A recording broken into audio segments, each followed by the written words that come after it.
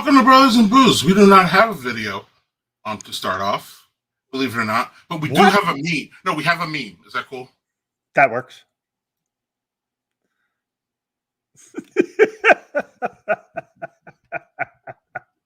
That's self-explanatory. Right. That's where we are in the world today. Isn't that fantastic?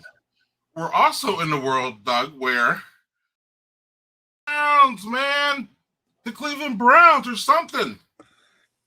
Hey, that's pretty good stuff. You know what else is something? Bobby Bonilla's money. This is one from Venture Brewing. Yeah. You remember, we all know the story about Bobby Bonilla. Yeah. We don't have to go there, do we? I don't think so.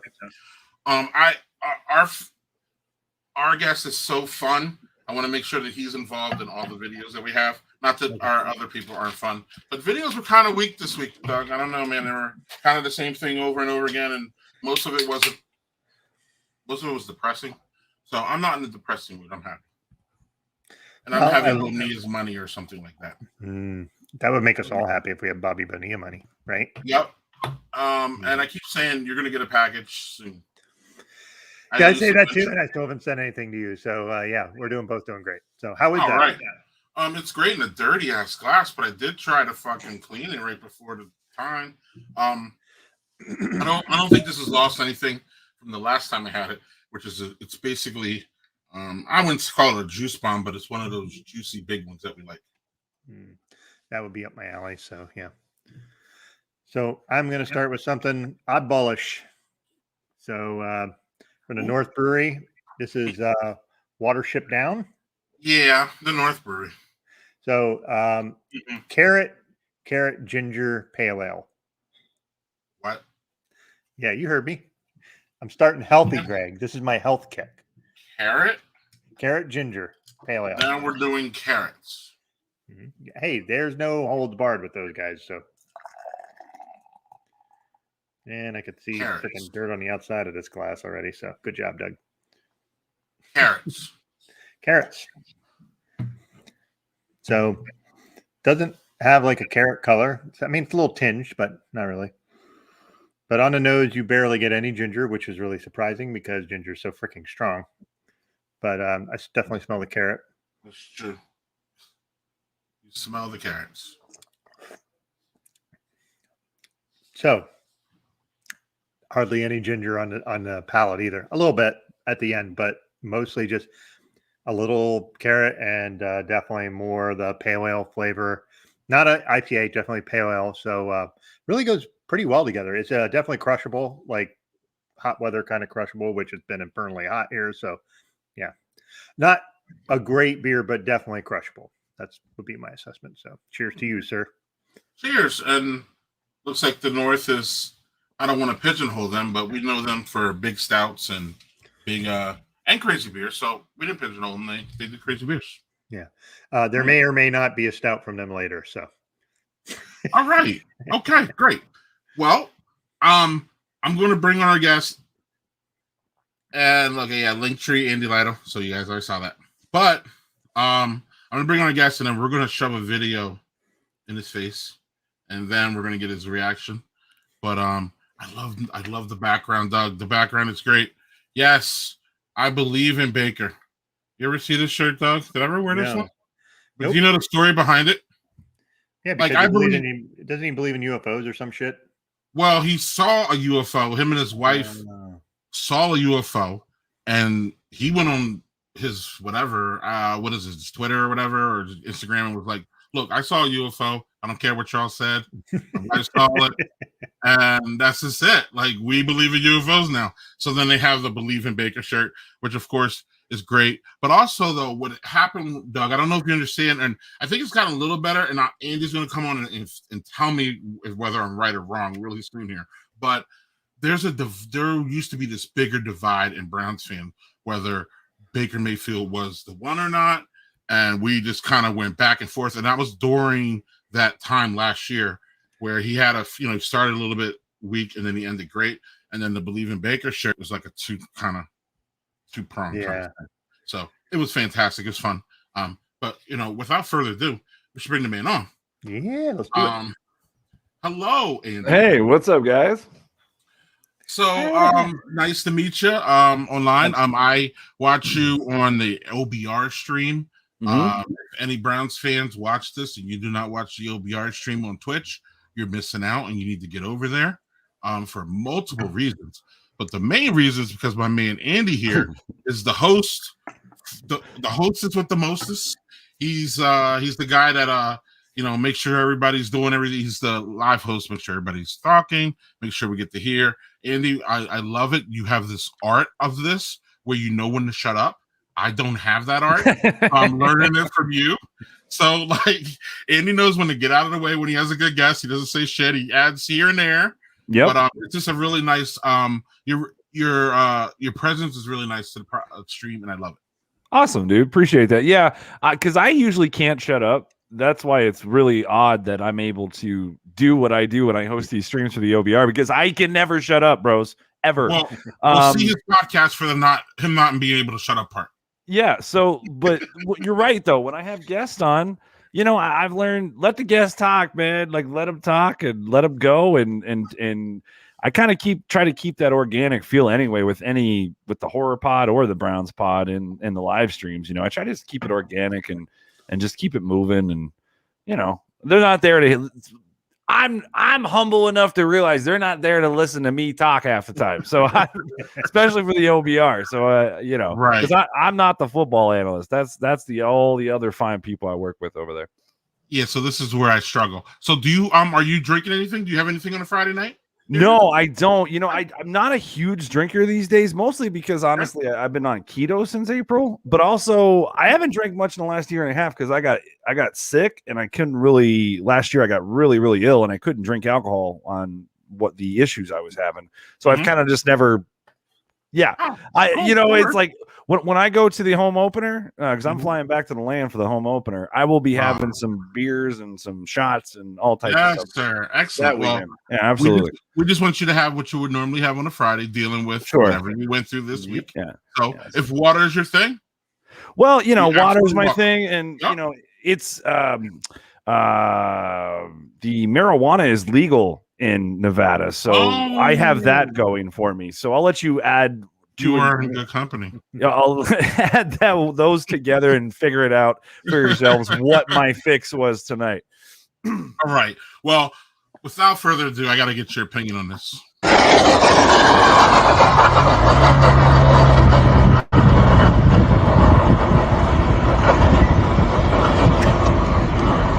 again, that's crazy, right? That's crazy, right? Okay. Wow. Did the whole tire go? He's not done though.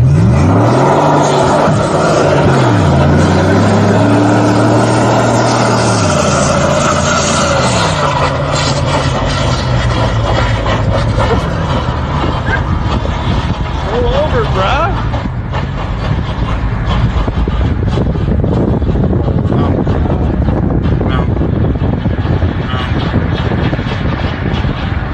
Why is he staying so close to that car? That shit's sparking. You don't want that thing to blow up by you. What in God's name? Yeah, I'm probably going to stop a little sooner than that person did. But what, just a thought. What compels you to do? What compels you to keep going, Doug? What? You're drunk? You're drunk. And if you get pulled over and you're drunk and your car looks like that, guess what you're doing? You're going to prison. Yeah. Okay, but all right, Doug, but like it's sparking like it's fucking July 4th. Yeah, I understand. So you're bringing a whole bunch of attention to yourself. Wouldn't it be easier just to get out of the car and run? Yeah, but it's your car and all your car is registered to you and all that jazz. But like, right, I'm with you. I got that, but like you could just leave the scene, they catch up with you later, you're sober. And then you're like, look, that was my sister. That was Andy. Like Andy took my car. He's my roommate. And I don't care if he's not even drinking anymore. The dude drank a lot when he was younger. And come on, isn't it? Haven't we seen athletes do this stuff? Yes. Like jump out of the car and then somebody jump in, and this whole like, I don't know, people are just tripping. I just thought that was hilarious. I thought the best part about the video was like he stopped. And I was like, oh, okay, this video's over. Why am I even watching? Oh no. Yeah, and they revved that shit up too, right? Revved it up, man. I don't know what's going on out there, but Andy, you live in a place that people believe is crazy. Has it been? A little bit. I stay at home ever since I've always been a homebody, and so I fit in just fine for the pandemic because I don't really go out a lot anyway. So I work from home, I watch movies from home, I do other things at home, and that's kind of always been my life. So this pandemic has been somewhat of an easy adjustment for me, actually. Andy, tell them where you live. I'm sorry, I don't think you said that. I live in Vegas. I live in the Vegas area. Right. So yeah. He's a Browns fan, but he lives in Vegas. Yes. Yes. Right. So we got to make that distinction because everybody assumes that you live in Cleveland, which I did until I've dug a little bit deeper. First 20 years of my life, I grew up in Northeast Ohio. Moved to Los Angeles when I was 20. Lived out there for 15 years. Been in Vegas for 4.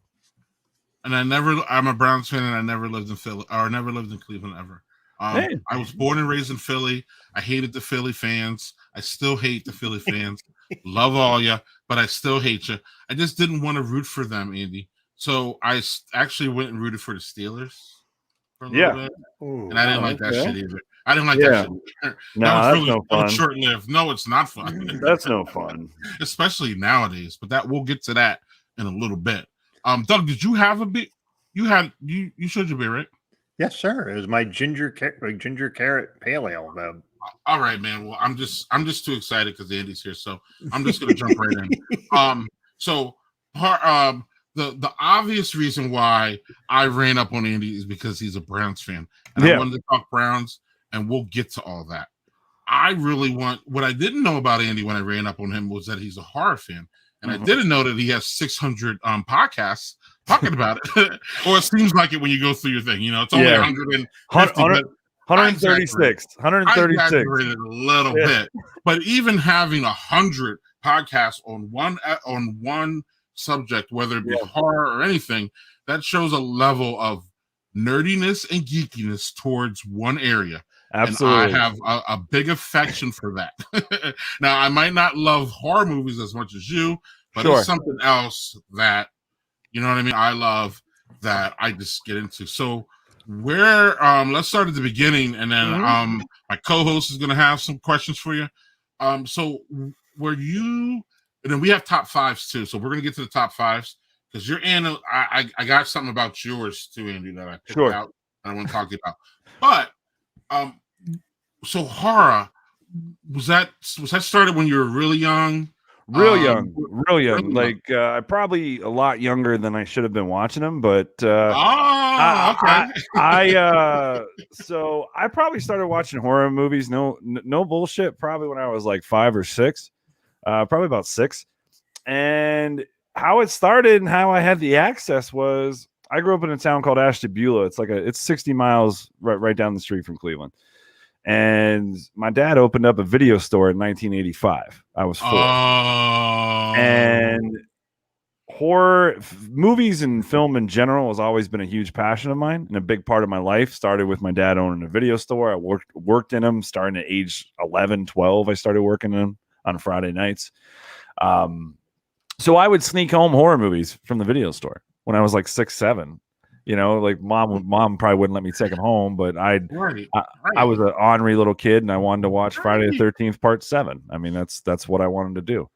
And I would take it home, sneak it back to the store and put it right back on the shelf. Yeah. I used to do that a lot. Wow. As I got around age 9, 10, I didn't have to do that anymore. They just let me watch them. He's a Browns fan. Horror is ingrained. That's true. We know. We already know, brother. Right. That's very true. So that's how it kind of started. I mean, the fact that I was raised in a video store, that's how it all started. And then when I was 20, I moved to LA and I studied acting for 5-6 years. Let me get follow up here. Yeah. So again, I asked you during pre-production about, are there any TV shows or anything you're listening? Sure. You're like, dude, I'm just a movie guy. Yeah. I like shows.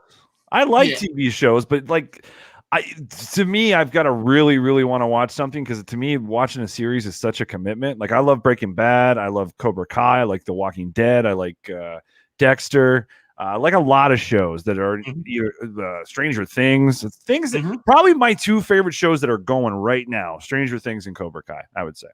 Okay.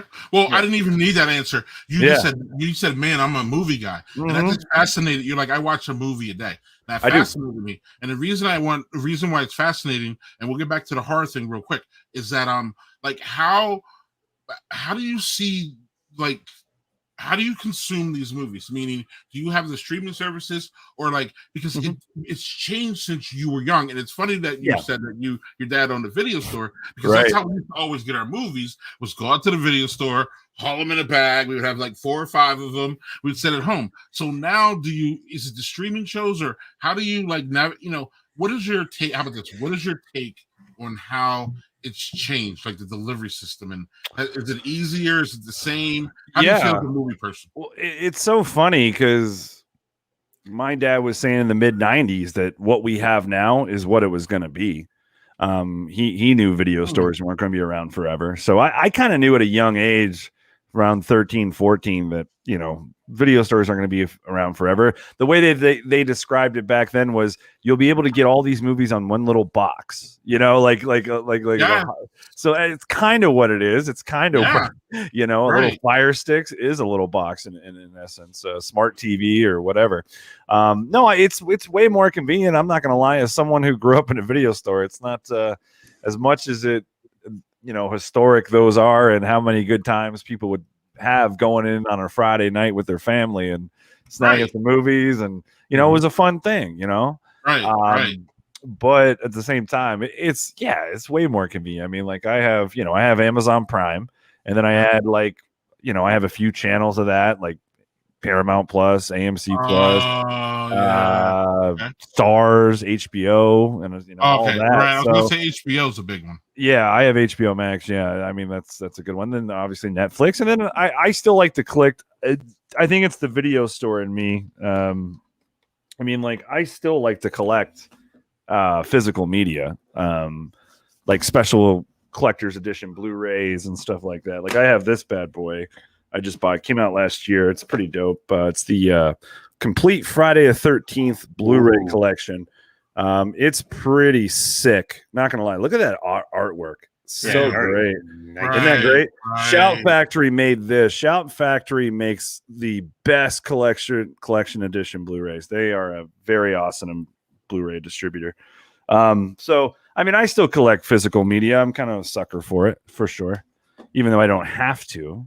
I could just what's funny is like all these this is probably the third set of Friday the 13th I've purchased in my life. Like, you know what I mean? First it was I had DVD, and I think I had 2 different types of the DVD collection, and now I have a Blu-ray. Yeah. So right. What's up, Darren? How was the football game? I already know. Just a shout out though. Again, Andy was part of that. What's up, Darren? It's cool. Real quick here before Doug jumps in. Video stores were the future. Like, they were at one point. right. And, well, until it wasn't. Yeah, until it wasn't. It's funny because the way my dad tells the story was the county I grew up in is called Ashtabula. Land-wise, mile by mile, it's the largest county in Ohio, but it's nowhere near the population. It's like Cleveland or nothing. No, the population's very small. Well, small compared to other counties in Ohio. But he had to go over to Madison in Lake County to get a movie. It was the only video store. There wasn't any really in the Ashtabula area, and this was in late 1984. Wow. And that's what first gave me the idea. And I mean, it was it was good business for him for a long time, no doubt. It was a nice little career cash cow and support his family and whatnot. And but they definitely were not built to last, sadly. Well, I'm sorry, and I offered Doug to follow up, and he will get it, but I have to stick this comment in right here. The curtain is shame to the porn section. Yes, we had a porn section. There was little like little swinging doors, almost like that with like you would go into a saloon. Yeah, kind of. Yeah, yeah, absolutely. Oh yeah. So we had the adult room, and that was our better known as the adult room. and that was our friend's introduction, obviously, to man. That must have been cool. Yeah, but no bullshit. You would think 12-year-old Andy would have been freaking sneaking home the porn. No, I was just taking home. I just wanted to watch all the movies. I did. Wow, you really are a geek. I am. I'm a nerd, man. I'm a nerd. Pull out in the porn section. I didn't even mean to put this is the one I wanted to say. I dated someone from Ashtabula, didn't last long. Yeah, I hate to see it, Darren. You fucking hate to see it, brother. The saloon doors or the curtains, right? That was the threshold to delight. Like, yeah. Good time. Manny still owes Columbia House. Remember that, Doug? One video. What was it? One movie? Yeah, like one. No, it was the cassette stuff. It was like, here, one cassette, and yeah. Wandered into the adult room. Wandered. Yeah, that'll happen. So, Andy, I was telling you that I don't shut up, and I don't. So now I don't either. I have to shut up and let my co-host talk because otherwise he'll leave. All right, Doug. I'm interested. I'm interested to ask, with the shift with COVID and actually where you'll see things released directly to online streaming services versus like you going to the theater. Were you more of a theater movie person, or prefer to be like, all right, cool, I can pay $20 and I can stay here and I don't have to pay $85 for all the fucking concessions? So like, that was my whole. I was like, cool, I can stay home and I don't have to deal with all. Now, I love going to the theater because of the big immersive experience. Mm-hmm. But like, where do you stand with that sort of thing? I like. I think a lot of people are pro theater, and I think but I like either option. I like that. I think I would like it that both are available. Like Candyman, which came out today, which I'm going to go to the theater and see in the morning. It was theatrically exclusive, and I was kind of bummed because that was one. Honestly, if that was able to rent for $19.99, I would have probably sat down and rented that and watched it after I'm done with you guys tonight. It would have saved me a trip, and I'm kind of like a little bit outside the strip, so it's a little bit of a drive for me to get into it, like actually get into it. So yeah. So I would like that. That's a prime example. If Candyman was available on a streaming service to rent for $20, which I don't believe it is, I think it's theatrically exclusive. That's what I would have. But I'm gonna go see it either way. But yeah, it's definitely weird. But I don't know, man. Sometimes you have to adapt with the times. I feel like a lot of people struggle with that, and it's understandable. And not only do people struggle with that, businesses struggle with that. Some of these businesses got to learn, understand, man, adapt or die. That's I see it a lot in the digital media world. A lot of people not tapping into it like they should, especially the horror world, to be quite honest. But you talk about that on your Twitter. Oh yeah, it's ridiculous. Bloody Disgusting is the largest horror publication in the world. They get more clicks on their website than any horror publication. For go-to horror news, that's where you go to. Our podcast, Dead in Santa Carla, is part of the Slash and Cast podcast network. Slash and Cast is a YouTube channel with 80,000 subscribers, or a horror news channel essentially. They're nowhere near the brand of Bloody Disgusting. Nowhere near.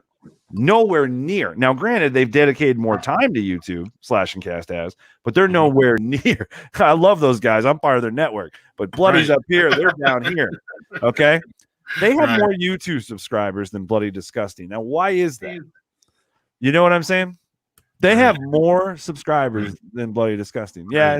It's just strange. A lot of this, I talk too much. I just went on a tangent, and your original question, though, did I answer your original question? Yeah, you were kind of saying like, yeah, I like having the option for both. I like the option for both. Yeah, I do. Because there's certain movies you definitely want to see in a theater. There's certain things that that's going to be a great theater experience. Yeah, I don't know that Candyman is one of those experiences. Like I can watch that on my 4K TV in my comfortable chair and watch it for $20. And your Why not? your underwear with Yeah. munchies. Right. I can spark up right in the middle of the movie. Yes. I don't have to worry about that. Yes. Yeah. On top of the old, on top of the COVID and all that. Yeah. Not to mention I don't have to worry about a pandemic and getting COVID. Yeah. What is your level of expectation for this Candyman version versus the original? Well, I love the original. I think the original. I think the original is honestly. I think horror fans and movie fans recognize that it's a good film, and especially horror fans, that it's a really good film. But I still don't think it gets talked about enough. It's probably for me out of the 90s, it's probably between Scream and Candyman is the best horror movie of that decade. And honestly, I don't even really truly think it's that close. Blair Witch Project is in the conversation for sure too. That came out in 99. It just came out so late. I always forget that Blair Witch Project is technically a 90s movie because it doesn't feel like it. But it's definitely in the conversation, that being Candyman. And I've always loved it that they had an African American as a horror icon because there really wasn't any others. Freddy, burn up white dude that killed kids. Jason, some special needs white kid that got picked on. So it's good. It threw some diversity out there. And when you watch the original Candyman, that movie has a certain tone and eerie feel to it that is captured in that movie. It's part how it's shot and it's part the score. But it's so dreary. It's very dark and like the weather is always cloudy. Like, I swear every outdoor exterior shot, it's super cloudy. And I think that's what they were going for with that movie and setting that tone. So yeah, I'm a huge fan, but leading up to this one, I Nia DaCosta, she is a up and coming, really sharp director, and Jordan Peele's producing it. And I have high hopes. I feel like it's probably going to be a movie that horror fans and people go see it are probably split. I'm just going to guess. I'll find out. I'll probably end up liking it because, to my knowledge, I don't like to learn a lot about it going in. But all I really do know is that it is a soft, direct sequel to the original Candyman from 1992. Okay. Yeah, I tend to do what you do. I try not to. Yeah. And like when I watch movies, my wife and I are polar opposites with movies. Like my wife will always be trying to figure out what's going on. Sure. Figure where are we going? What are we doing this? And she figures things out like real fast. And I'm just like, I don't want to figure shit out. Just take me on the freaking journey. And I'll, for me, that's how I watch them. Sure. It's interesting because my wife's like a problem solver like that. So that's kind of it's just interesting because it's a completely different way to watch movies. Like she figured out the Sixth Sense within like 20 minutes. Wow. I didn't figure that out. See, I get so locked into the movie and the storytelling that I try not to think what's going to happen. I kind of like you, I kind of like to just enjoy the ride, and I'm kind of watching it. I mean, I'd be lying if I say I probably watch a movie with a different lens than the average moviegoer, for sure. I kind of watch it from a technical aspect too, technical lens for sure. I love like some of my favorite people. A lot of people don't even know what this term means, but I'm a big fan of visual storytelling. Visual storytelling is essentially what's happening on screen with no dialogue. That me and someone in China, even though there's no dialogue being spoken, we both understand what's happening in this scene, what's happening. See, that's the kind of artsy. I'm not an artsy person, but I guess if I have an artsy side, it is on the film side. It is. I view it that way to a certain extent. Yes. And I just want to show some. Yeah, we got a lot of comments here. So actually, we're going back to real quick. Just as the technology advances, it becomes harder and harder to get people in the theaters, and that could be the same. The same could be said for football too. Yes, we're not getting to football, yes, but the NFL even a couple years ago said, "Man, we got to figure out how to give these people the same experience that they are at home." Because at home, in my home, I have 3 screens here. That doesn't even count my computer screen that I'm pointing at right now. I can watch my Browns. I can watch NFL Red Zone. I know what the fuck is going on every second. I know who's injured, especially for the fantasy people.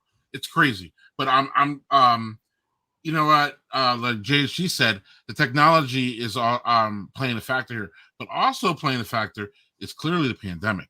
Oh, and that really pushed this whole streaming thing to, I mean, you know, I don't know if it's craziness, but to a point to where it's like, wow, now we're deciding on whether we can stay home or not.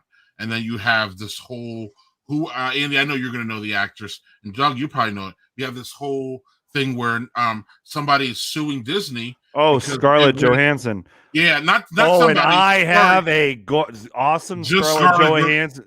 Right. I'll follow up. Just Scarlett Johansson. Sorry, just her. She's a mega star. So obviously, I'm sorry I missed that. She's a mega star, obviously. Right. I'm right. Yeah. Okay, cool. So they're even right. So she's even, you know, that whole angle of, am I going to get paid by this? How am I getting paid? The whole thing is this absolutely crazy. But there is also, you know, for the image and quality and sound, a friend of mine also argues that movie theater forces to hold your attention, which I don't know how that affects movies, but it's part of the whole less distraction. You know, actually, I think there's more distractions at a theater. You never know. You got, you know, sometimes someone be bringing in some crying babies and shit. You got someone munching on your popcorn right next to you, sucking on their straw of their soda. You got, honestly, I feel more at peace and I'm more attentive at home than I am at the theater, honestly. Okay, but okay, so if it's a packed theater, I should say. Okay. If it's not packed, no, then I can. I'm going to give you a little perspective, Andy. I don't know. Again, as you'll see, I don't know much about Andy besides the fact that I watched him on the stream. But Andy, I could be wrong, but I don't think you are a family man with kids. No. Okay, so then that makes I'm not opposed to it. No, and it's great. But my point is that, like, if I'm a family man with kids, like, I might need to go to that movie theater to actually see that movie, and it might actually be less distracting. I'm just saying. I'm just giving a little bit of perspective there, because again, if you're you know, a young guy like you, who, you know, whatever, presumably lives alone or just with some significant other or roommate, you can at least isolate yourself in your room or give yourself a little bit of space. You can't when your 4-year-old's running around needing a diaper change. So I'm just saying. I got one more week left in my 30s, man. That's it. Doug, my beer. I told you, Doug, I didn't have any beer, so my beer is something that we already talked about. But I do want to make sure I get to Andy's Scarlett Johansson thing, because let's do Andy's story. So and true, and I'll do second. Right, and then you do your second. Yeah, true story, and I'll make it real quick. No, you're not. I worked at a bar restaurant in West Hollywood from 2002 to 2007 called Barney's Beanery. It's a legendary place. Been there since like 1922 or some shit. Scarlett Johansson came in. It was pre-Marvel, obviously. She hadn't done any Marvel movies, but she was an established actress at this point. People knew who she was, and she came in with a party of 4. They were just really rude and obnoxious all night long. They were there about almost 4 hours, and they walked out on a $350 tab. True story. They had a table and everything. Her party of 4 walked out, and the policy there, what a jerk policy. If someone walked down the tab, it came out of the waitress or waiter's pocket. Wow. Yes. So that night we all pitched. Her name was Danae. I still remember this vividly. Her name was Danae, who was the waitress. We all pitched in on our shift for that $350 that Scarlett Johansson walked out on. True story. Yeah, this would have been about 05, 06. Yeah. Boo. Yeah. I don't even know who she is, but boo. I mean, I know who she is, but now I don't even want to know. That's a true story. You cannot make that shit up. Doug and I hate. Well, part of the reason why I don't know if the word's hate. We severely dislike, or at least I do, Michael Jordan for this part. Like, no, motherfucker. Like, no, it doesn't work that way. You shit on people like that. No, I'm not cool with that. Go on, Doug. Now, is it possible that she thought her friends paid? Sure. Someone stiffed us though, and it was with her party. Right. You know, and guess what? Her name gets thrown around. Right. Yeah, this is why you gotta be more aware like that, man. Yep. I cheers, Andy. Thanks for that. Yeah. Doug, comments on that, or are you moving on? That's fucked up. That's all I got to say. We've had other people say that it's fucked up. That's not an understatement. So Black Widow like wouldn't do that. Black Widow did do that. She would have kicked everybody's ass and not paid. So. Right. That's fucked up, yeah. It is. No. True. No, that's so messed up. True as can be, man. I'll never because and why I remember it vividly, honestly, was because of how obnoxious her and her there was three guys, right? And they were acting like entitled dicks all night and treating like staff like really shitty, and we were being nice to them because in LA, when you have celebrities in, man, you got to be nice to them. You want them to come back. It's cool that people walk by and see Scarlett Johansson sitting at a table at your place. It's an image thing out there. That's all it is in LA. A bunch of image bullshit. So that's how I remember it, is because of how obnoxious she was. That, and they should pay your bills more than your poor ass, Andy. Seriously. Yeah, I don't know anything about Andy, but I know you ain't rich, so we're going about Adam Sandler. Adam Sandler, on the other hand, the opposite end of the spectrum. Nicest celeb I've ever met. The sweetest, coolest dude ever. Adam Sandler. True story. Look at that. Cheers. And you weighed the negative with the positive. Yes. Doug, speaking of positive, yeah. How about a beer? And from one of our former guests. Oh, Dave Max IPA. Nice. Look at that. It's a little bit of a dent on it, so I'm a little worried. One of the 3 black-owned breweries in Pennsylvania. Mm-hmm. Cheers to that. So, Doug, we're going to get into the top 5 right now. Hold on. I have a beer that is, because the lid is a little bit rumpled, it's got a lot of carbonation coming out. You have beer issues. Yes. So, yeah. Better than other issues. So that was super carbonated. See, look at that pour. Perfect. Still a sexy glass. Whee! So let's wait on that one. All right. So we're doing top 5 now? Yeah. We're here. Okay. So I'm going to start with Andy here. Andy says, number 1, I asked the boys for the top 5, a quick top 5, and they both said, first of all, that they could do a top 100. We don't have time. Yeah. Maybe we can just come back and do a live stream of just all horror. And I'm not against it, actually. It'd be great. Because I need to learn. But Andy's was A Nightmare on Elm Street, Halloween, Saw, Return of the Living Dead, and The Lost Boys Fright Night. Yes. I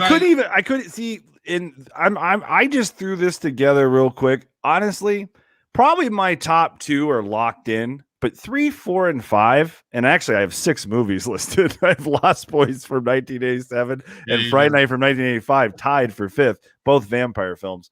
3 through 6 here could interchange on the week, by the day, like because I just love so many horror movies and movies in general. Right. Yeah. Right. But what jumped off to me is not a big horror fan, but someone who knows all those movies. Mm-hmm. The top 3 are the first movie of a big franchise. Yeah, they are. Of a mega multi-million-dollar, series of movies that people really liked and bought into. So is there something about horror movies, or is this movies in general, where the first one is really the one that we grab onto the most, and then the rest, because again, there were a couple good Freddy movies, I thought. The first one was pretty damn fantastic. Andy leaves. No, I got it right here. No, this one's pretty good too. Nightmare on Elm Street 3: Dream Warriors. I have a hat here. Yeah, Dream Warriors. Yeah, that's the third one. That's probably my favorite horror sequel of all time, right there. Oh, so is there anything to what I'm saying about? What is it about the horror genre, or is it just in general? Whereas, you would say that Die Hard is probably the best one of the 5 of them.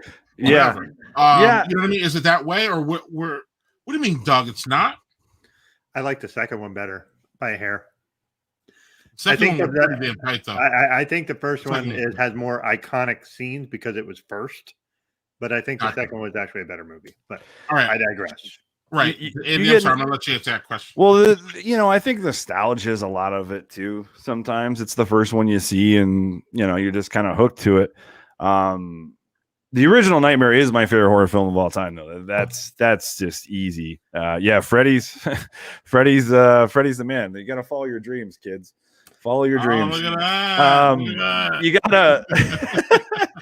The OG Nightmare. That movie. That was the first movie that I ever watched as a kid that actually literally scared me. And it still holds up. That's the crazy part. It came out in '84. That was written, directed by Wes Craven, and he had done some other things before this, but this one really propelled him into superstar horror master status for sure. He had done films like Last House on the Left, The Hills Have Eyes before this, and those were in the '70s. And this is I think I always get this a lot too for people who don't like horror movies. And it actually, speaking of Wes Craven, it's one of my favorite quotes of his. He's full of them. He used to get asked all the time, why would anybody pay to go to a horror movie to be scared? Like, go to the theater and pay to be scared. His response was, they're not going there to have the fear put into them. They're going there to release the fear.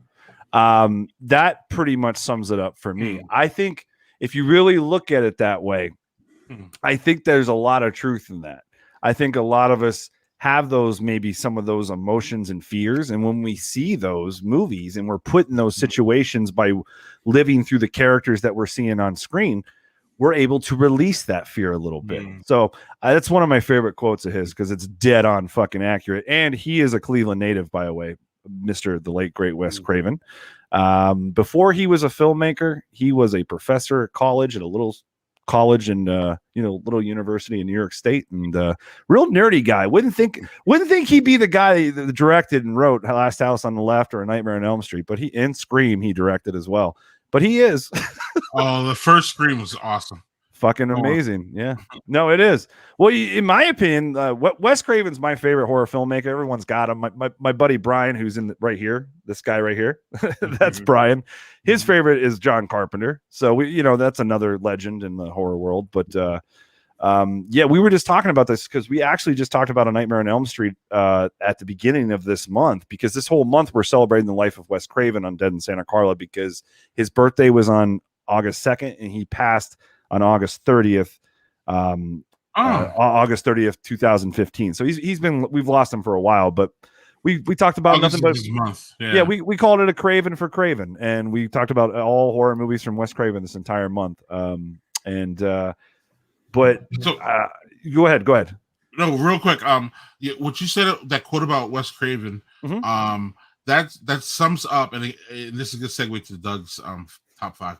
That sums up why the Blair Witch Project just took me and just threw me around. Oh, I love that movie. My apprehensiveness in dark places and woods and screamy things and all that nonsense, I just fed right into that bullshit. I fed right into it. It took everything that I'm scared of and just shook me around.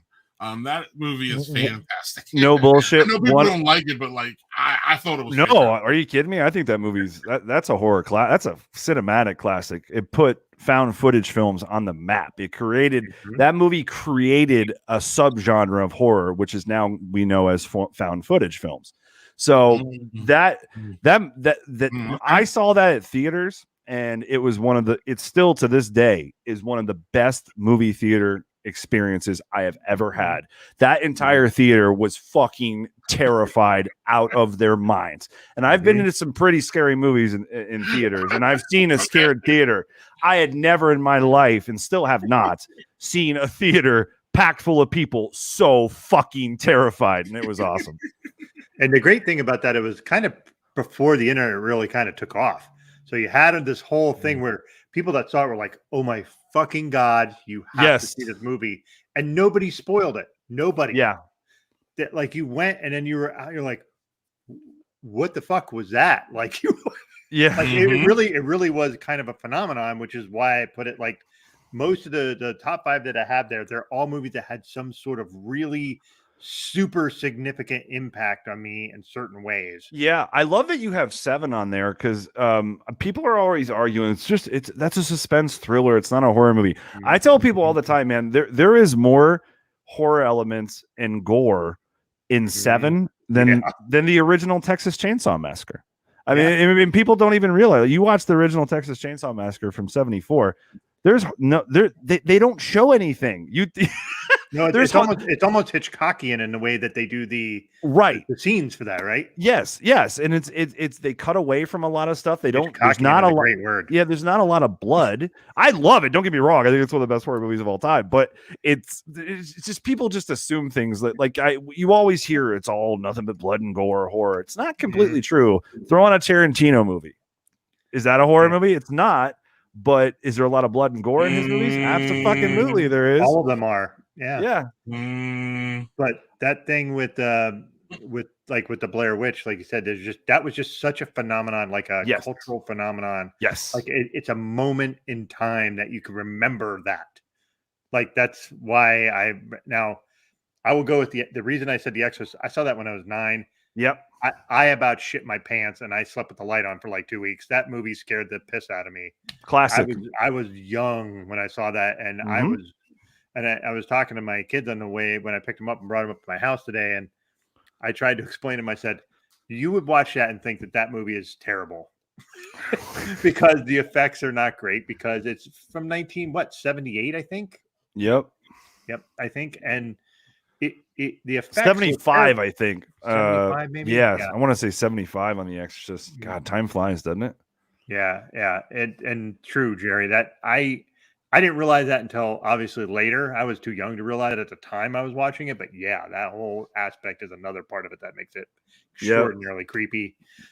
7, that movie, I think that is a perfect movie. Yes, like I really do. Just the way it's shot. Fincher directed it, right? Yes, David Fincher, who is one of the best in the business. Absolutely. Yeah, that guy anything he directs, I will watch. I picked Get Out because that was another sort of phenomenon, kind of a cultural shift. Best horror movie, in my opinion, since let's just say since the year 2000.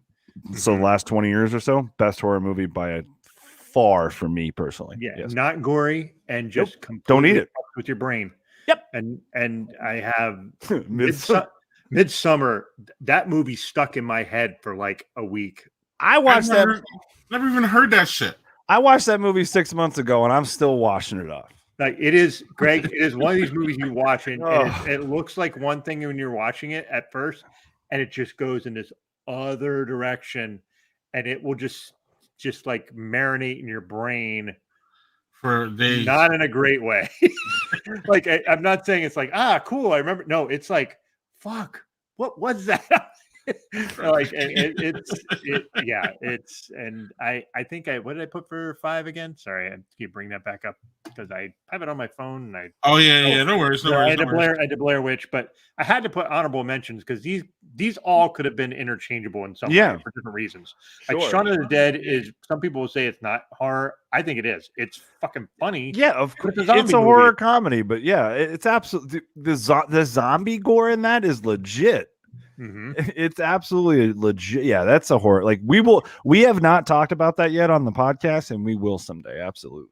What, Shaun of the Dead? Yes. Yeah. And Friday the 13th. That's some people are usually. I think most people are usually like Halloween or Friday the 13th or Nightmare on Elm Street. And I'm a Friday the 13th person. That's probably as a whole. Like if you take every franchise as a whole, Friday's probably my favorite as a whole too. If I count them all, of all the movies, yes, yeah, okay, all right. Absolutely. And the Lost Boys. I mean, you and I kind of conversed off. I'm wearing a fucking Lost Boys shirt now. Your podcast has a quote is basically about it's a rip on the Lost Boys. It's campy, funny 80s vampire stuff. The Sixth Sense was another one of those things you watch that and walked out of it like I for me, I didn't see that till the end. Me neither. Aliens, what do you think of that? Do you think that qualifies? To me, that's definitely a Oh, horror. 1,000,000%. Yeah, it's the action version of the Alien films, but it's still a horror film. I mean, they're getting stalked and slashed by alien monsters. Yes, it's a fucking horror film. Yeah, and I hate when people go, "That's not horror." I hate when people do that. I'm sorry. It bugs the shit out of me when someone goes, "That's not horror." What do you mean? It can be whatever the fuck I want. What the hell you mean? If I want to call it a thriller, I'll call it a thriller. If I want to call it a horror film, I'll call it a horror film. Oh, I love Chucky, Darren. Don't get me started on that. I love Chucky. I even watched the bad ones like Child's Play 3 and Steed of Chuck. Dude, I watch Child's Play 3 6 times a year, Darren. Get on my level. Yeah. Shit. Yeah. Call me out for Chucky. Damn it. I'm just kidding, Darren. All right. You had a question here. It was actually a pretty good question. Now, Andy, what are your top 3 horror suspense films that deal with telekinesis? Carrie for sure. Not even close. That's a good call. Carrie is number 1. It's not even remotely close. Number 2, I'm a sucker. Speaking of Friday the 13th, part 7, The New Blood, where it's Jason versus Carrie, essentially. Absolutely that one. I love that nerdy shit. And probably for number 3, I like the movie. It's a horror thriller with Cate Blanchett, Keanu Reeves. It's called The Gift. That would be my last choice for that. I haven't seen that one. Yeah, it's a Sam Raimi film from like 97, I think that came out. Raimi was directing even back then? Yeah. Wait, that was okay. He was getting ready to start launching the Spider-Man and all that. Yes, stuff, so yes, okay. Absolutely. Yep. But can I just go back to my honorable? Yeah, absolutely. The one I want to discuss with you most is actually one of the last ones I didn't talk about. It's 13 Ghosts. I don't mean the old one. I mean the remake. Yeah, Tony Shalhoub and great movie, Shannon Elizabeth and the one guy that's from Scream, and I can't remember his name. It's escaping me at the moment. Matthew. Can't remember his name. The ghosts in that movie, the way they make them look, is some of the best depictions of like it's so cool looking spirits. The way they do that yes. in a house that's all glass, and it's like a lot of people don't really dig that movie. I think that movie's awesome. I really do. So. Oh no, it's fantastic. It's one that I honestly. It's funny you had that on your list. I was just oh shit, Shocker. Yeah. So we're doing Craven for Craven on Dead in Santa Carla. We covered Shocker a couple episodes ago. I fucking love Shocker. Is it a great film? No. Is it fucking awesome? Yes, it is. 1,000,000%. Yes. And I like honestly, I enjoy bad movies. I think sometimes people are a little too hard on bad movies. I can find enjoyment about anything. There's only really one movie I hate. One. That's it. And I own it. What is it? I own it. What is it? Jason Goes to Hell, the ninth Friday the 13th film. I hate that movie. I hate it with a passion. And I don't hate any movie, but I hate that movie. That movie can fuck the hell off. Go away. No one likes you. Greg, what's a movie you hate? Just a movie you abjectly hate. It doesn't have to be hard. Just what's a movie you just go, that movie, like Andy said, can just go fuck all the way off. This is going to be unpopular, I think. Oh, I want totally unpopular. Top Gun? Okay. That I didn't see coming, but yeah. I like Danger Zone, though. I like the song. Yeah. I have two. Tales from the Hood's the shit, Darren. Tales from the Hood. I love Tales from the Hood. I love that movie. We covered that movie too. We covered that during Black History Month in 2020, I think. Really good. Really. They need. I'd like to see. They need more African American stuff in horror, and it's coming right now. Jordan Peele's on the case, y'all. He's on the case. Have you seen Get Out? Yes. Have you seen it?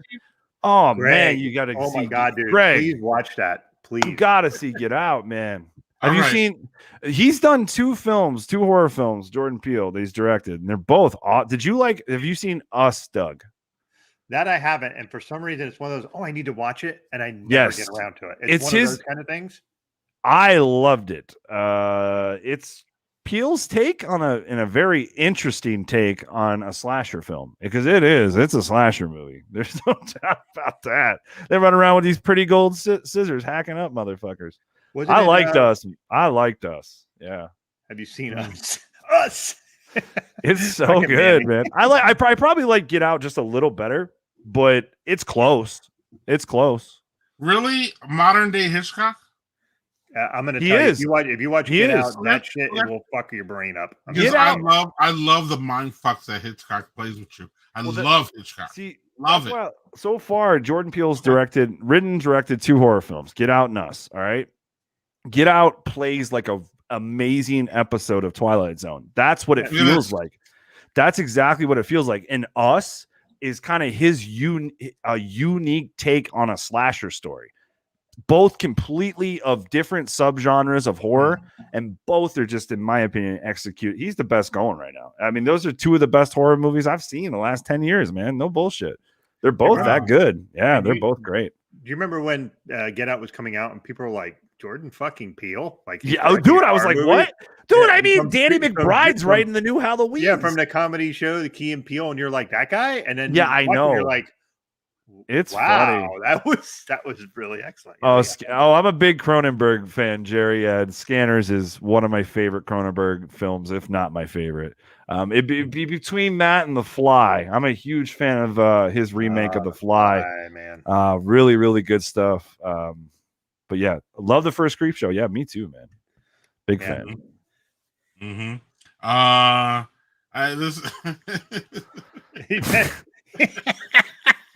It's a good question, Alex. well, I think that was a little bit before. So I think he was riffing off of you saying, "Look, if you think it's horror, it's horror." Like, you know what I mean? Yeah. Well, here's the thing: people are always arguing, "Is it a horror or a thriller? Is it a thriller or is it a horror?" It doesn't fucking matter. I've always considered thriller. Like, some thrillers, it might as well just be a subgenre of horror, to be quite honest. There's ghostly thrillers. There's thrillers that, like Seven, where they're chasing a serial killer. I mean, I tell people like what's the one movie people always go, that is not horror, and it's like Silence of the Lambs. Oh, thank you. That's exactly it, and that is a horror film. It's Silence of the Lambs. Is that what I heard? Yes, yeah. Silence of the Lambs. You're a mind reader. Is a horror movie. It's a thriller, but it's a horror movie too. It's both. It's both. Look, man, I tell this people all the time. It's literally about a dude who goes around eating people and another dude skinning people and wearing their skin. Sounds pretty horrific to me, but what do I know? Gee, it's not horror. It's a thriller. Yeah, fuck off. It's a fucking horror movie. But not like an idiot. Whether you like it or not, Andy, it's something that always comes in people's heads. And when I finally saw Doug's top 5 or 8-ish, I think it ended up being. And I had 10 because when I saw Aliens on there, I was first like, no, Aliens ain't no horror movie. And then the more I thought about it, I was like, fuck, Aliens is a horror movie. Fuck yeah, it is. Scary. Well, the first Alien plays like an isolated horror, slow burn horror film. That's what the first movie is. Isolated, slow burn horror film. The second one is more of a horror / action / slasher, I guess you could say. Surprised no one talked about dude. Actually, I was going to bring that up.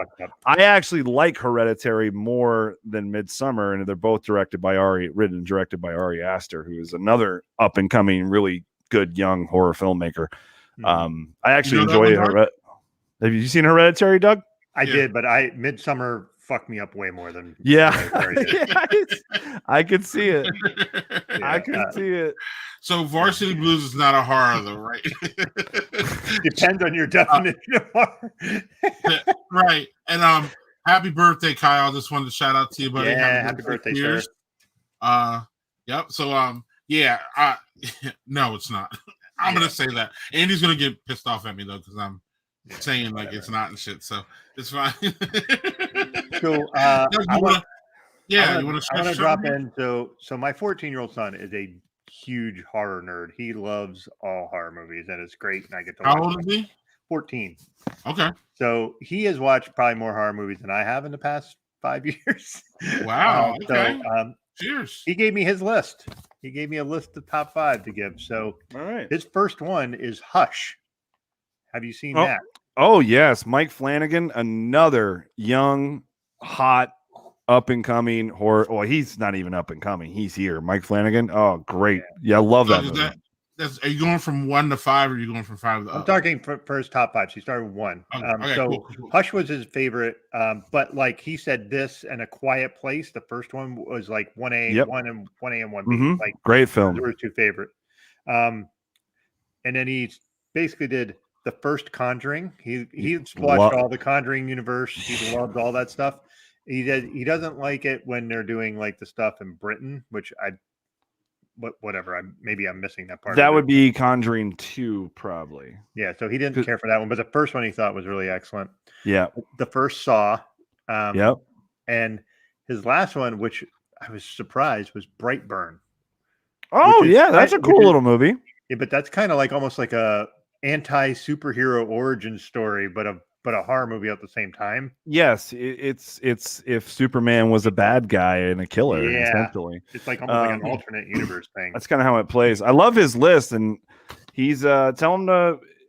I see he has Wes Craven. I said earlier was my favorite all-time horror filmmaker.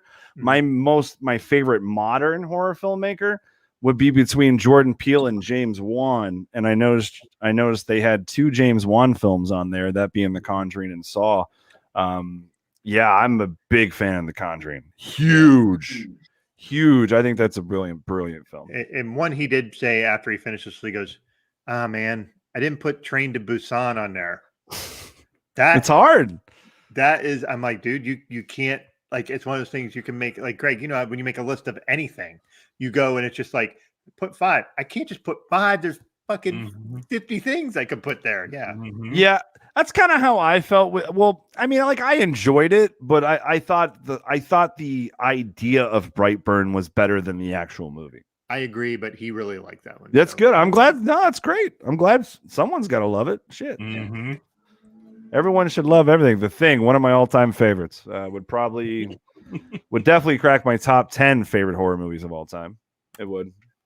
So I have a segue. It's not going to be or actually, it might be a good one, because this is, in my opinion, real life horror. Oh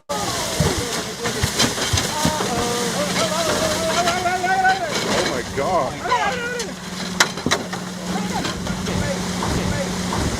Somebody in that thing? He's in the cage. Oh my God. Holy shit. Oh, that poor thing. Get him out of there. Was there anybody in there? Who's in the cage? That was my first question. Is anybody in that thing? Somebody in the cage? Wait for it. Somebody's in the cage. Somebody's in the cage. Oh my God. It has to be Ming. It's Ming. Holy shit. Okay. Jeez. Oh, we're so scared for him. Did you see that kid over down there? How did the cage open? Yeah. Are you okay? Isn't that great? Let's have an experience where you get in a cage and you get dipped in and there's sharks around you and they can't get in because it's fine. No, motherfucker, I'm never, ever doing that. I never thought it was smart. I'm never doing it. Ever. Stop. That's hard to me. That big ass shark. I'm in the cage with the big ass shark that can't get in there. That shark's not supposed to be able to get in there, Andy. What the fuck is going on? It's definitely horror, and so is the movie Jaws. That is definitely a horror movie. I've had people argue about that movie with me before. Jaws is it's a monster movie. That movie came out and everybody was terrified to go to the beach. Yes. Clearly that was I'd be like, no, that's a thriller adventure film. I get that one a lot. It's all about the survival of the fittest. Yeah. Alex said he would do it. Would you guys do that shit? Would you No. get in a cage? No. And I blame Steven Spielberg. Yeah. No. I would never. No. No, Absolutely not. Would I go into shark infested waters in a cage? No. No. No. But the No. Blob. The Blob. Very Hey, the much Blob- enjoy that movie. Yeah, that Blob. when I saw that, I was young, and that movie scared me when I was little. Yeah. Fun. The fucking Blob. So, unbeknownst to almost everyone here, we are in the midst, Doug, of one of our highest rated streams in recent history, and I would say one of our most commented streams. We'll see this later, but we're about to drop all that off at this point because we're going to turn. We'll get back to the horror.